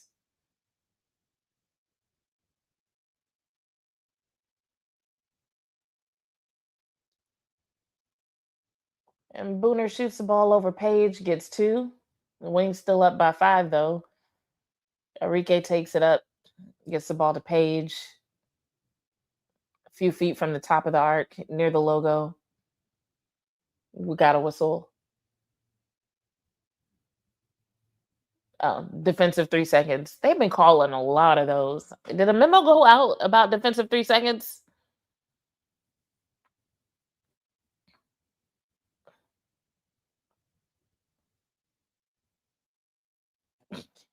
As for me, said I'd be running out after the game. I really do. It's a long day. I'll be showing up for shoot around. And it's like I've been having to work more because I'm trying to save up money for future projects. Speaking of, I need to put the link for the buy me a coffee in the chat. I'm gonna need a coffee tomorrow. So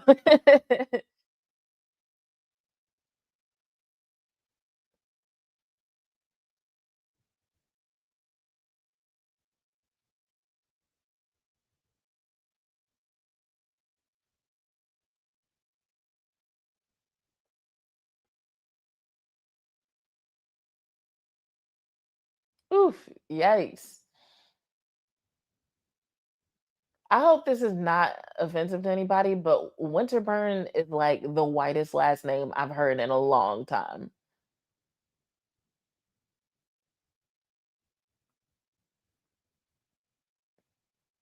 Like it feels like the name of a supervillain who like their superpower was their whiteness.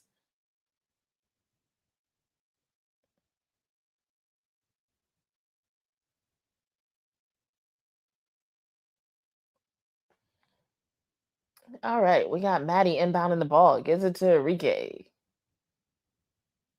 who gets it to Paige, who gets it back to Enrique, hits the jumper for 2.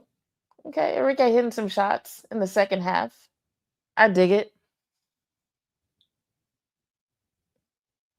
A few seconds left in the third. Portland turns the ball over. Maddy takes advantage to Enrique, back to Maddy, who is patient with the fake, gets the 2. Nice. Wings up 7.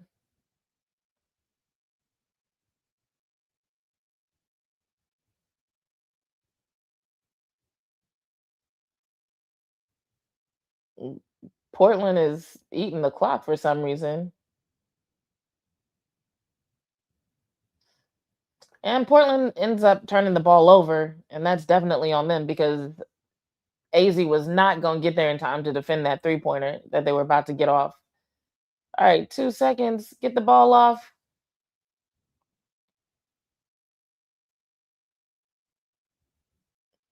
It's crazy how many times we'll watch Paige make a half court shot, but we have yet to see it like any of these like super long range threes in the game when we really be needing them. Latasha says I'm offended. My apologies, Latasha.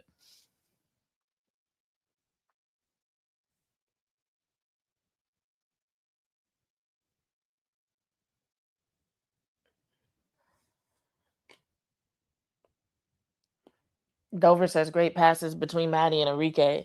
No, Enrique has actually been passing the ball better today. I will give her that. Oh wait, I said we were gonna finish this interview during this timeout. All right, let me mute this. Mute this. All right. Da-da-da. All right, let's finish this. Question, Andrew, go ahead. Thanks, Caroline, as always, and good to see you again, Coach. Just want to ask you about what Empress Davenport and Camille Smith, among your many quality assistants, have brought to you this season, and how's Kai Fernandez, your pup, doing, by the way? Well, no, when when I put this staff together, wanted to address all the different areas. They were going to be great communicators, great teachers, incredible work ethic. Camille's experience in this league, not only as a player but as a coach, has been invaluable. Empress in her first year coaching the W hasn't been any different than what she did in college. So again, you look at Da and Anthony and Justin and Lamont and everybody else on the staff and Mike Neighbors. I think we really have a really wonderful group in regards to preparing for games and communicating with our players, and also working with our position groups. So I couldn't be happier with the group that we were able to assemble. How's your dog? My dog, Kai. Yeah. Yeah, he's running around having fun in paradise. Okay, thank you, Coach. All right, guys.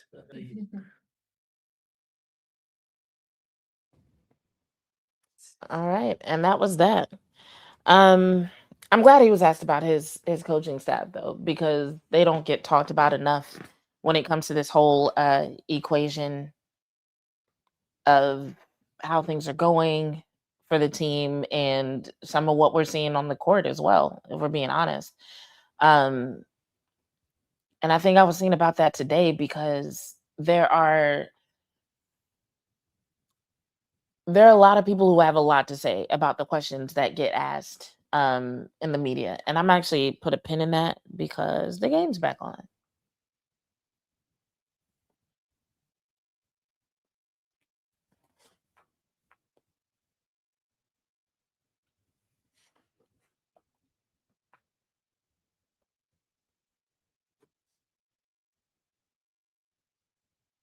Are my eyes red? No. My laptop screen just looks weird. All right. Fourth quarter is starting. Portland ball.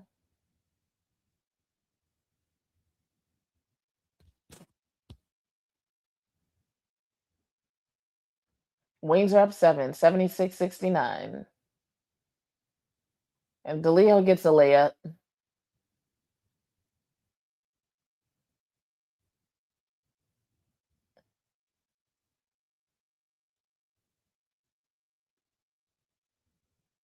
Is DeLeo leading Portland in scoring?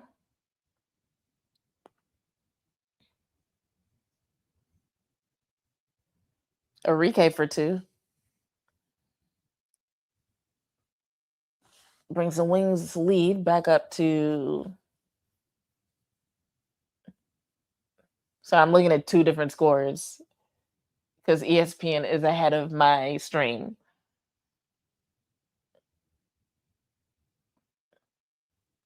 All right, now we're together. 78-73 Dallas Wings. Wings have the ball. And yes, DeLeo is leading Portland in scoring. Got a lot of ball movement, a lot of passing today. We got a screen from Jess for Enrique. As I was just about to say, they're not doing as many screens tonight.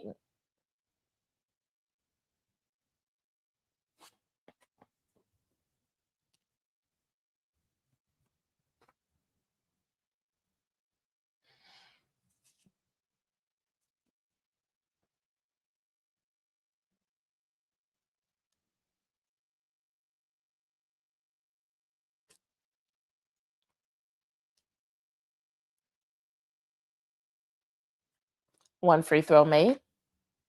I think Enrique might be like the best free throw shooter on the Wings. I forgot that John Morant is with Portland now. I was like, why is John Morant at this game?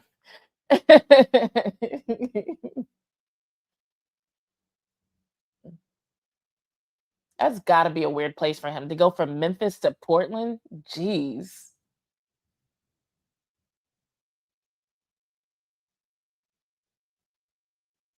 Oh, yikes. Winterburn goes for 3, misses. Jess brings the ball up. Right now we've got Jess, Maddy, Azzi, Enrique, and Paige on the court.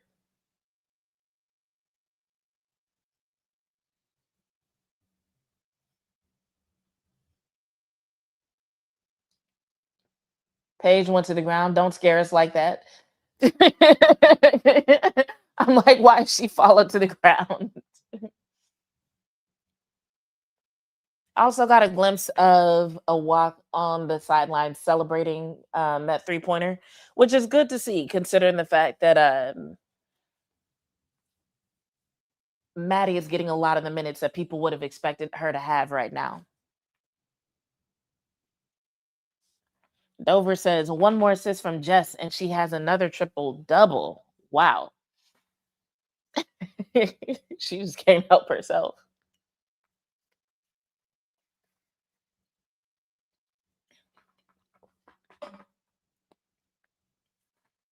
Dover says, I feel like Zaza's body moves faster than her brain sometimes. I didn't really see it that way, but I might start looking for that just to see if I see the same thing.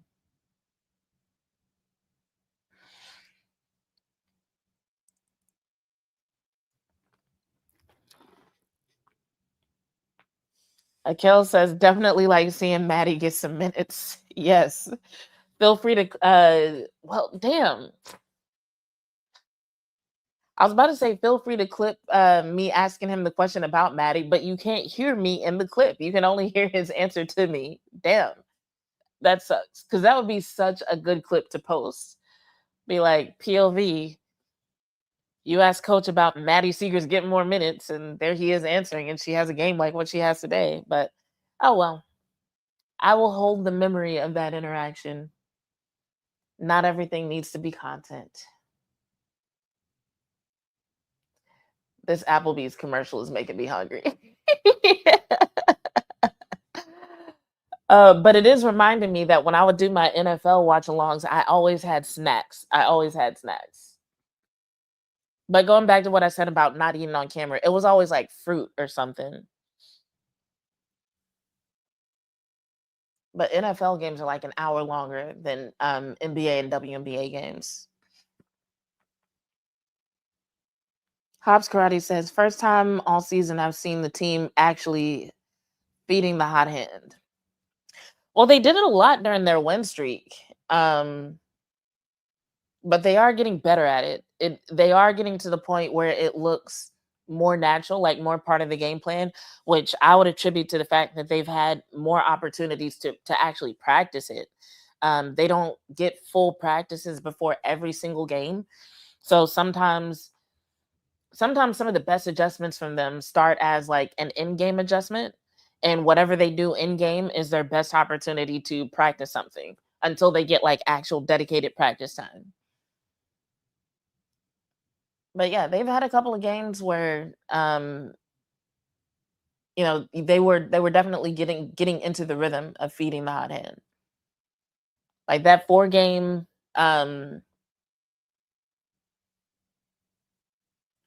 that period of time where they had those 4 road games in a row. Yeah, we started to see it a little bit then. And Portland is missing shots this quarter. Is a big part of the reason why the Wings have a now 12-point lead, 85-73, after a layup by Jessica Shepard.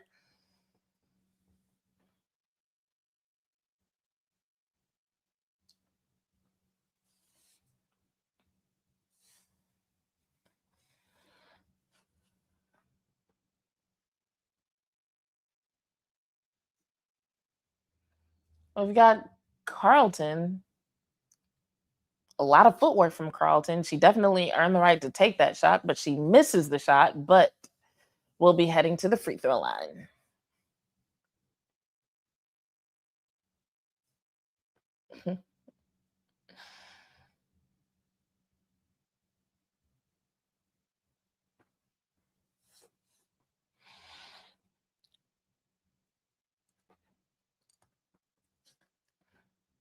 All right, Carlton makes 1 free throw.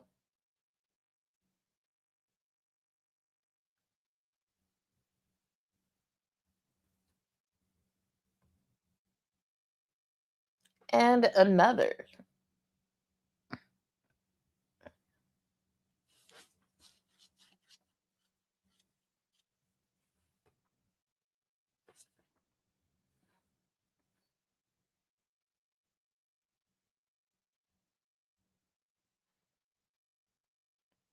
I'm trying to get the score and the shot chart on the screen for y'all. All right, we've got 7 minutes, 6 seconds left in the 4th quarter. Dallas is up. On my screen, they're up 10, but ESPN is telling me that they're up 11. So I'm looking forward to whatever happens in these next couple of sequences. And apparently, so I just saw Portland score 2. Based on the score I'm already seeing, Dallas is about to score 3, and it'll probably lead to a Portland timeout. 10 on the shot clock.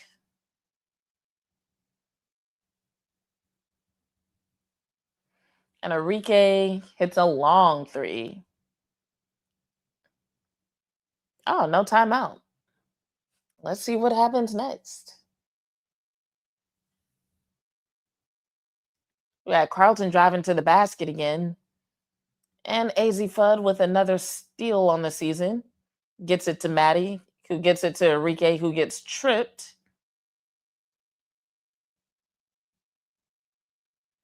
Gets tripped, loses the ball. I'm looking at their feet to see. No, that was not a replay of the trip. I wanted to see what exactly happened there. But sounds like it's all good. They're laughing about it. And now we get a break. Wander, how's it going? Good to see you in the chat. Okay, so since we have a little commercial break here, I already read y'all what I was tagged in on Twitter. I also want to read what I was tagged in on Threads, like I said, to both answer the question and make sure I'm answering all their points, and also to keep y'all up to speed on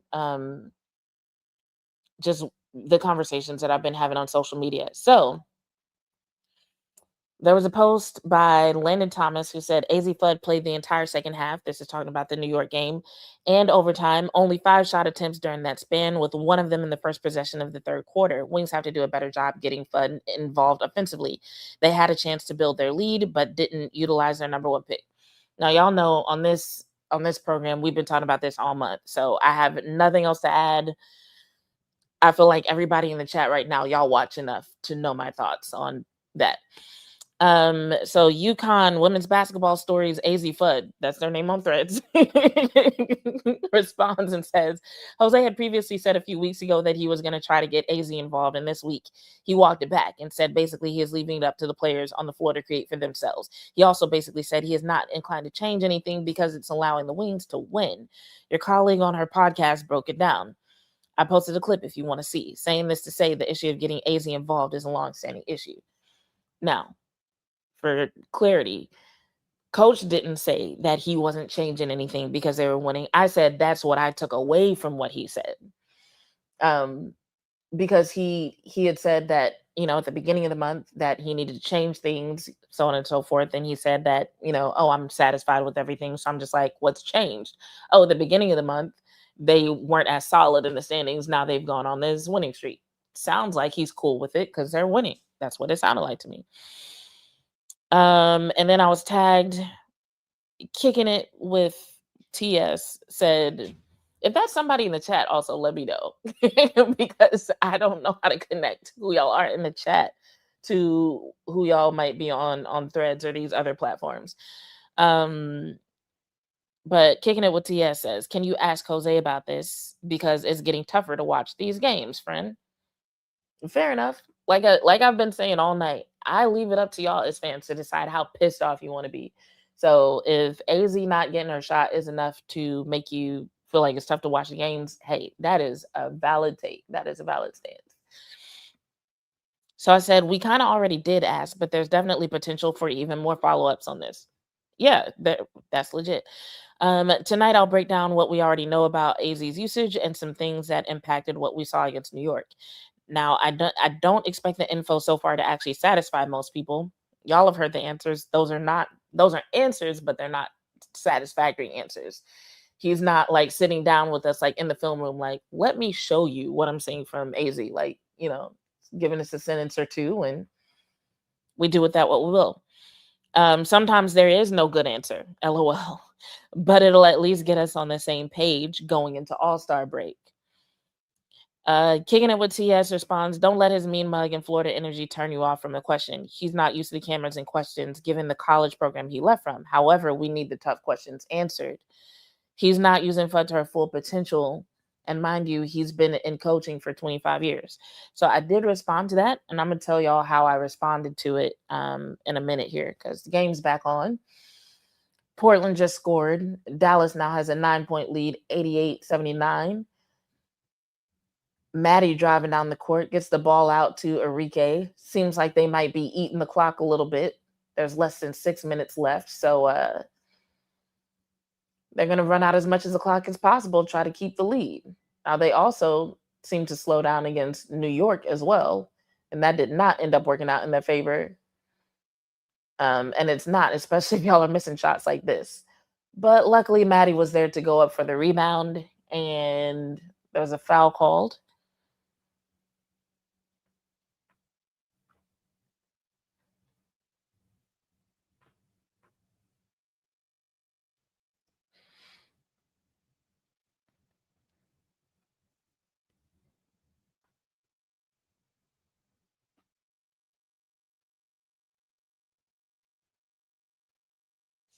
Just trying to get the ball to Enrique.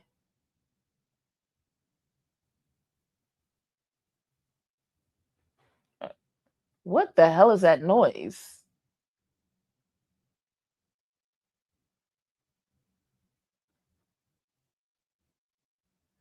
Anyway, I don't know what that noise was. If you're watching the broadcast, I don't know. It sounded like a cross between an excited pig and a dying cat.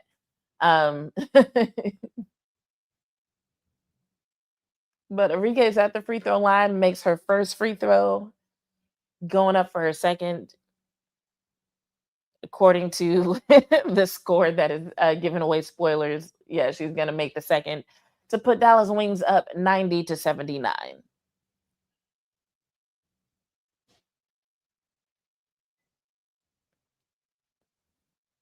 And we've still got the starters plus Maddy in the game. Azzi steals the ball and immediately gets it to Enrique, who passes it to Maddy, well, towards Maddy. Maddy can't reel the ball in. They end up losing it. Ball goes back to Portland. But hey, more time off the clock. And also, passes like that depend a lot on chemistry. You give Maddy some more minutes on the court so Enrique can get used to passing to her. They won't keep missing those. Maddy, therefore, another rebound, gets the ball to Jess, who brings the ball up. Jess stops outside the arc. Enrique gets trapped. Ball to Jess, to Maddy, to Paige, back to Maddy, to Azzi, who shoots a three-pointer, misses.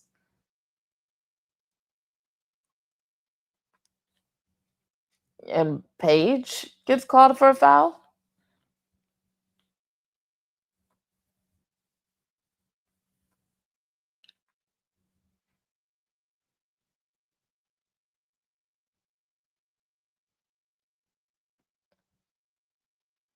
It was a foul. I don't think it was on purpose. Paige was definitely going for the ball. What are they calling now?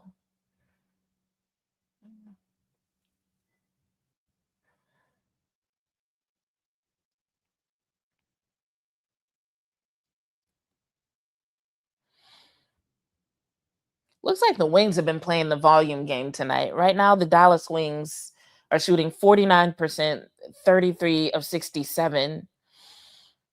The Portland Fire is shooting 55%, 31 of 56.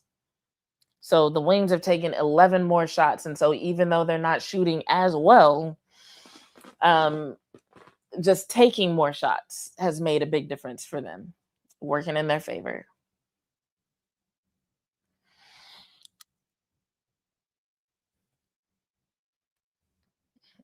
All right, Portland calls a timeout. During this timeout, I'm going to read y'all what I said to this person on Threads.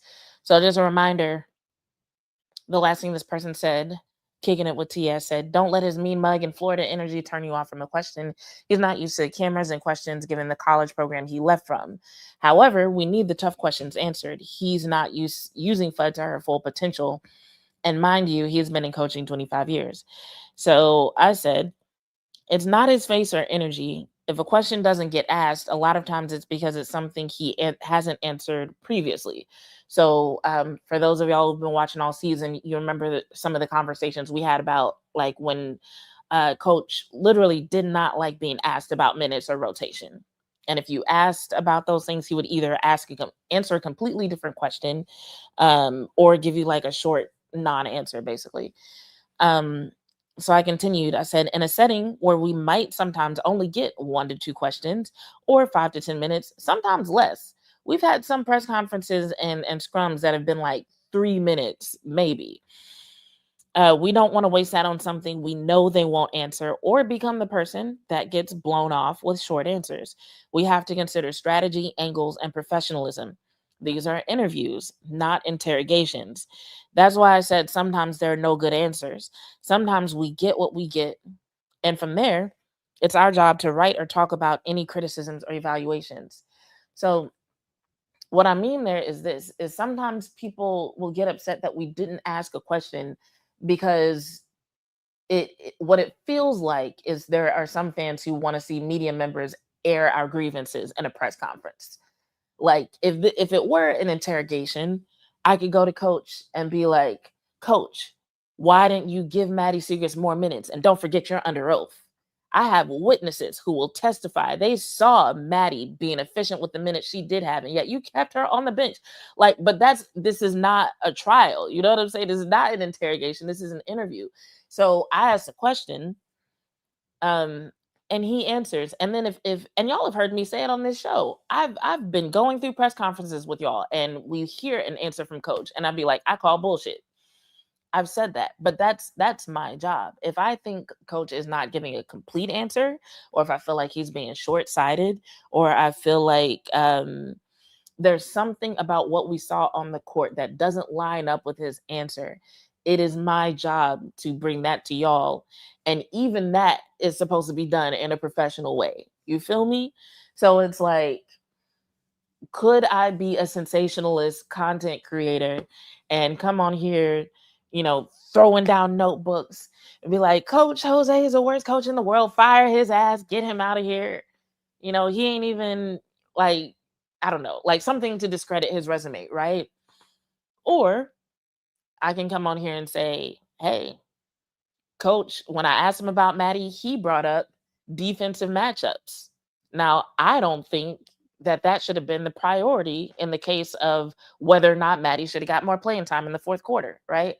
So that's why I present information to y'all the way that I present it to you, because in my role, I do still have to consider professionalism. And by professionalism, I mean the standards of professionalism that are currently followed in the press rooms and within the organizations that I'm covering.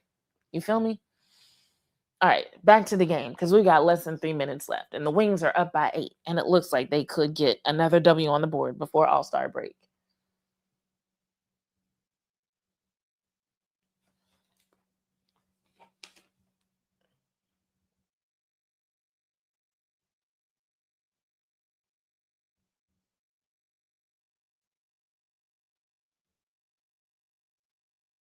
Oh, damn, they're coming back. On TV, it says 91-85, but I'm seeing ESPN is already telling me it's 91-88. Another turnover by Portland. So this must be when they get the 88, and it's going to be a timeout for the Dallas Wings.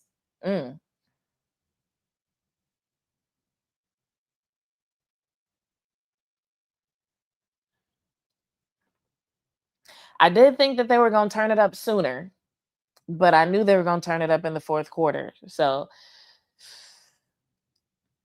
we'll see what happens these last 2.5 minutes.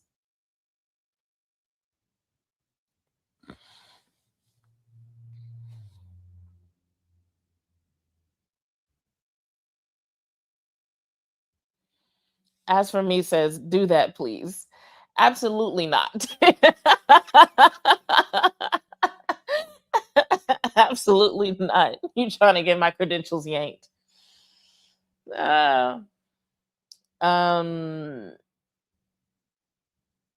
Taiwan says AZ is not Paige last year, this year, or any year.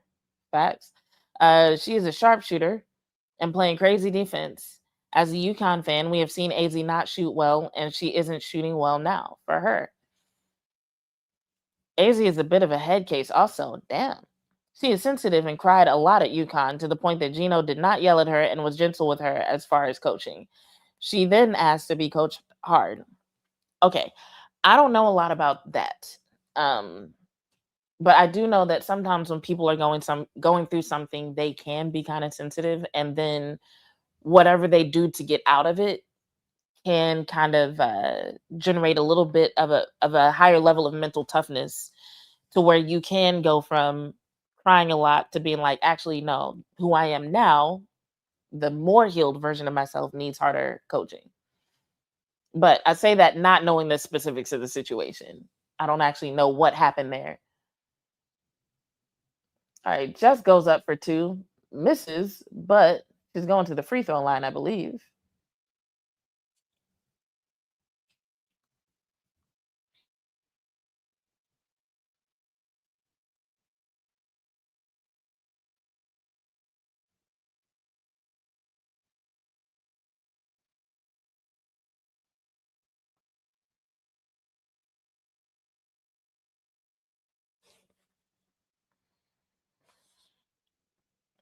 Taiwan says, I've seen Paige after games at UConn ran after AZ after a bad shooting game to try to keep her head straight. Hey, she might be a sensitive athlete.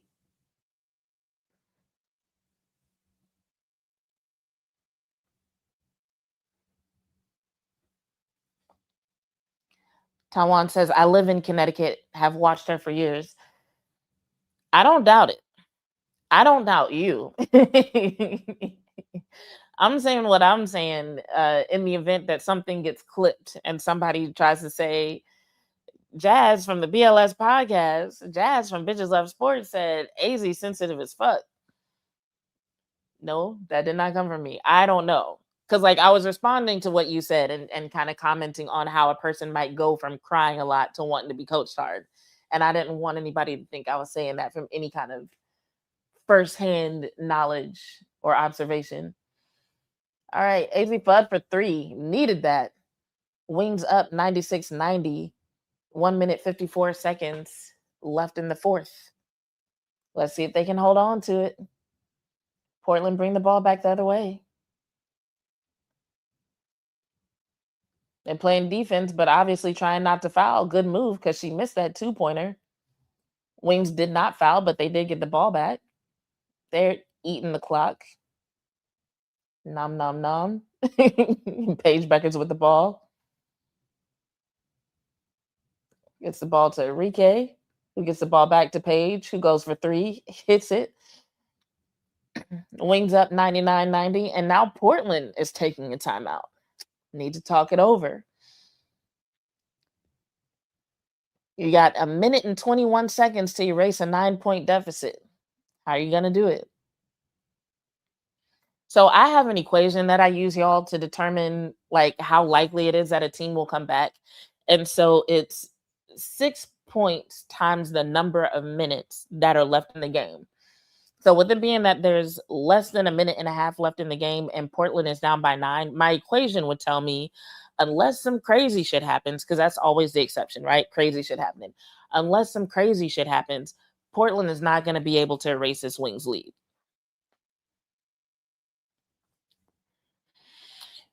As for me, says crying doesn't make one weak. AZ has had only hard coaching in her life. Her mother and father were her first coaches.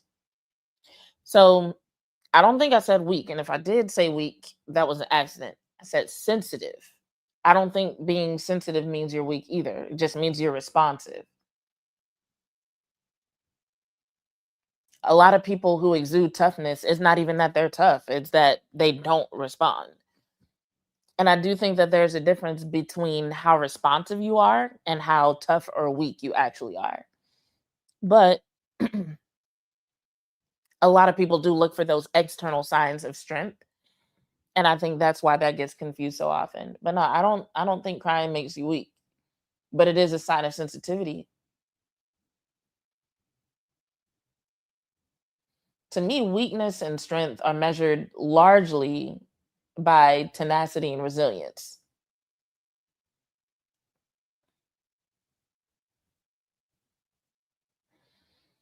All right, Portland now has 93 points. Wings are still up 99-93. They have the ball, 10 on the shot clock.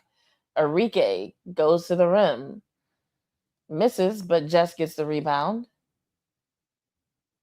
Paige has it, 7 on the shot clock, out to Enrique, drives towards the middle, then back out to Paige, who tries again for 3, misses, but they took a lot of time off the clock though. Wings still trying not to foul. Portland gets 2 points. 37.7 seconds left. Wings have the ball back. They're definitely going to. Oh, I thought they were going to eat the clock, but they lost the ball. Now it's. Remember when I said unless some crazy shit happens? The Wings just did some crazy shit.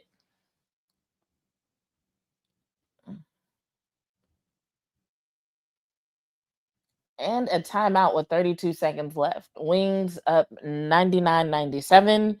It should be up by more, except they just turned the ball over. How the fuck that happened on an inbounds play? I don't know. How you even turn the ball over in that situation?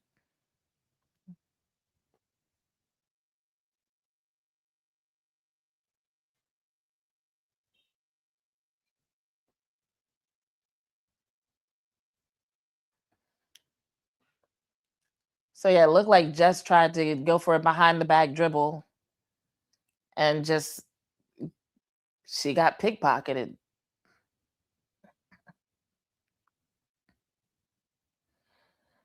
I just realized why their logo looks like that. It's a combination of a rose for Rose City and a flame because they're the Portland Fire. So the design is combining a rose and a flame. Don't judge me for just not realizing that, y'all. Please don't.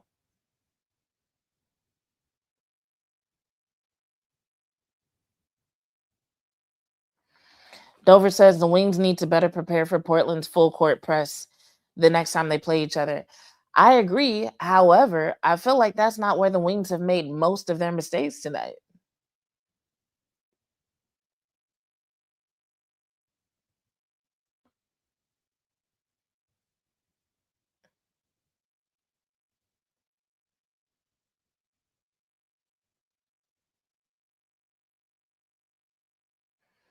This group of starters has been on the court. Oh, god damn.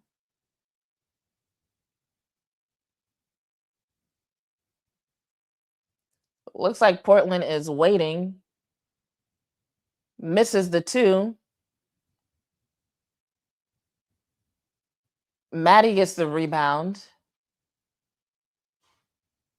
But the officials are reviewing something. I don't know what they're reviewing. I don't know if they're reviewing. Maybe Portland fouled as soon as Maddy got the rebound because there was no foul before that. Azzi keeps her distance. Shot is missed. Maddy gets the ball clean. Okay, so I think she might have been fouled before the clock expired. Wander says they are lucky. Quite literally, because had that shot gone in, they'd be going into overtime, and Portland is already fired up. They're on their home court, and they would have made the game that much harder to win. They really escaped with this game. The Wings escaped with this game. But hey, like I always say, you only got to win by 1 point. They got a lot to talk about during this All-Star break. Wanda says, glad that it's the All-Star break. Me too. I feel like there's like a lot that needs to be evaluated and looked at.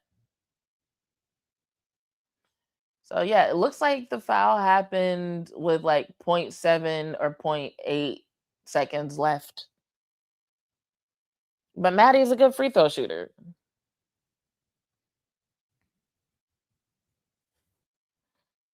Taiwan says that's game. I know the stream is ahead for me. Or behind, sorry. So Taiwan is probably right. And from looking at the score updates on ESPN, yes.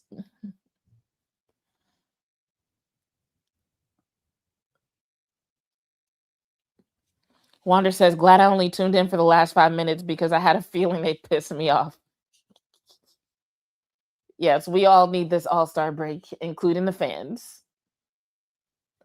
Okay, I told y'all my stream is slow, so I'm just now seeing Maddy's free throws.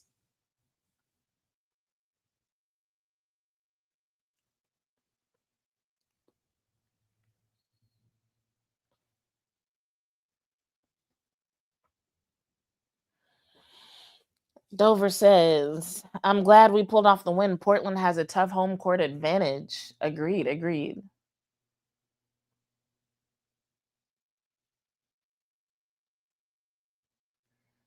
I know I said I was gonna give away some more memberships tonight, but I'm not. I'm tired. As soon as this game is like officially over on my screen, I'm getting off of here. Um, I might not even do the post game press conference because I really just want to eat and go to bed. And also, usually when the Wings win, it's hard to get a question in on Zoom anyway. So that's why there have been some post game press conferences I don't even join on Zoom because I'm just like, all right, the Wings won. There's gonna be a lot of people asking questions. I'm not even gonna get a chance. So I'll just be like, I'll catch it when somebody posts it on YouTube.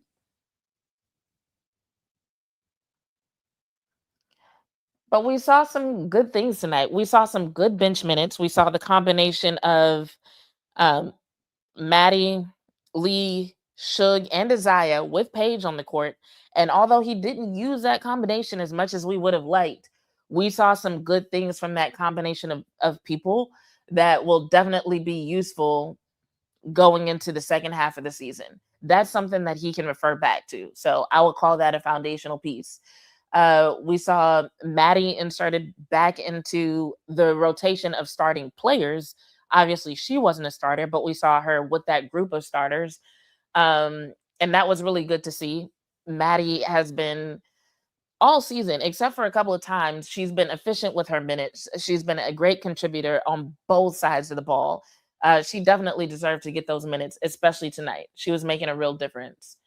Um, we saw them hold on to a fourth quarter lead. Things got hairy for a second there. They pulled it off in the end. We saw a lot of good things tonight. Now, as Dover mentioned, do they need to work on how they respond to the full court press? Absolutely, yes. I don't think that was their biggest problem tonight, but it's one of those things that, like, all right, you need to have a plan next time you see this because next time you might not be so lucky. Um, they still need to work on the help side defense. That still wasn't smooth. Another reason why they're lucky, right? Because some of these like very foundational things are not happening in a way that we need to see happen with the Dallas Wings. So help side defense. The screens didn't look that great tonight. Let me listen to what Jess is saying.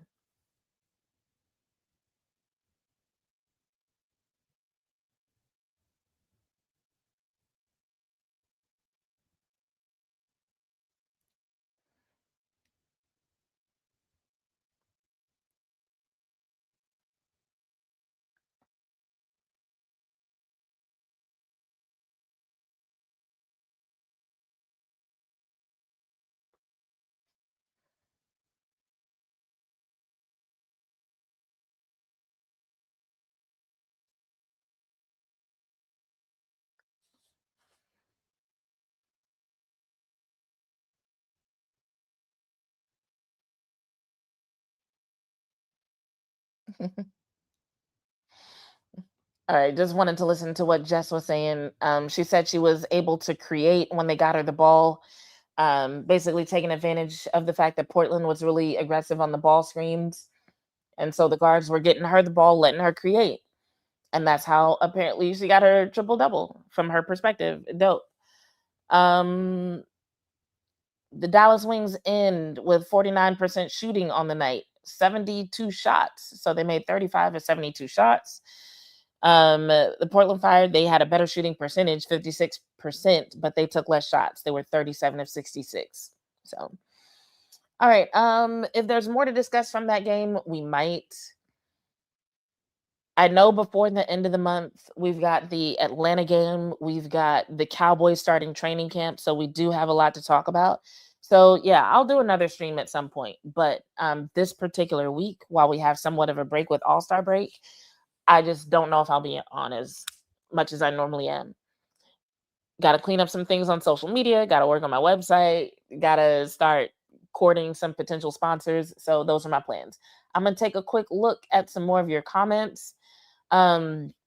I know one stream or segment that I might do is I might just take the videos where Coach has responded to the questions that people have about AZ and put them in sequence so people can kind of see how me and some other media members have gotten to the conclusion that we've gotten to about how coach feels about AZ and why he's using her the way he's using her, or not using her the way he's not using her.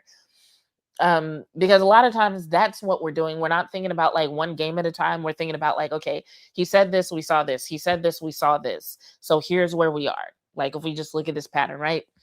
And so even though we talked about it tonight a lot, I think what I might do is just like take those clips and put them in one place so that when we come back from All-Star break, hopefully anybody who watches me, anybody who will be in the chat will all be on the same page about what we're seeing and what we're observing.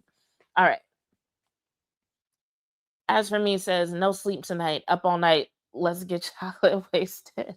No, I gotta work tomorrow.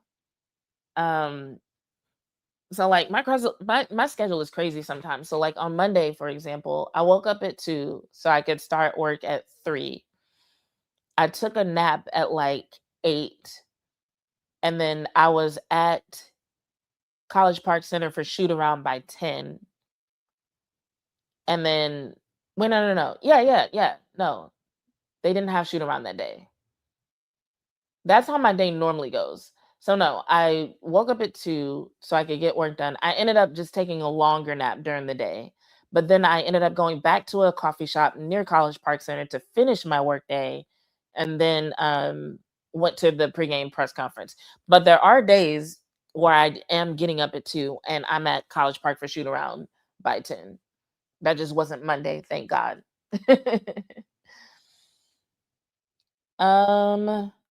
Wander says bad shooting night by Paige's standards. Hopefully she'll get back on track. Let me see what she did. 7 of 17, so less than 50%, not great. 4 of 7 from 3 though, so solid. And she was the only starter with a positive plus minus. She had +6. Everybody else was -4 or less. So not great in shooting, but she did contribute in some other meaningful ways. Taiwan says bad shooting night by Paige and AZ. AZ got 11 points on 4 of 10 shooting, 3 of 8 from 3. Agreed, not great. That's 40%. So not great, but 40% I wouldn't say is terrible, but you know, by their standards, yeah, I could see being like not great for them. Her plus minus was -7. -7.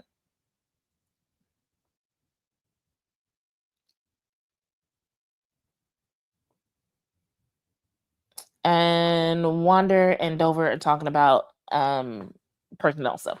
All right.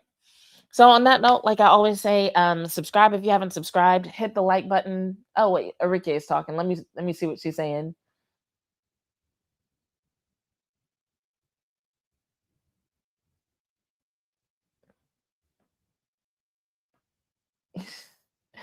So Arike is acknowledging that they got a little sloppy for a little bit, and the fact that apparently for her and Paige they were quiet, quote unquote, in the first half. I don't remember how many shots Arike actually took in the first half, but I know she didn't score until the second.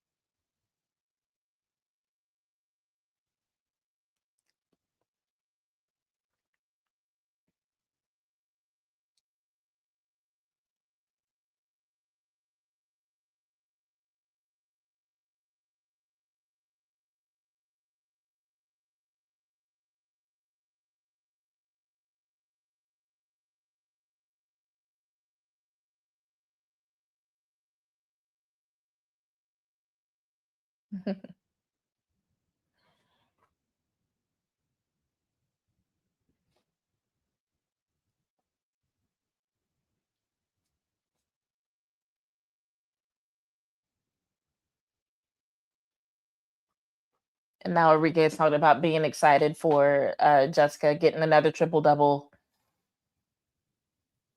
apparently loves being her teammate. Thank you, Taiwan. Says Enrique took 2 points or 2 shots for 0 points in the first half.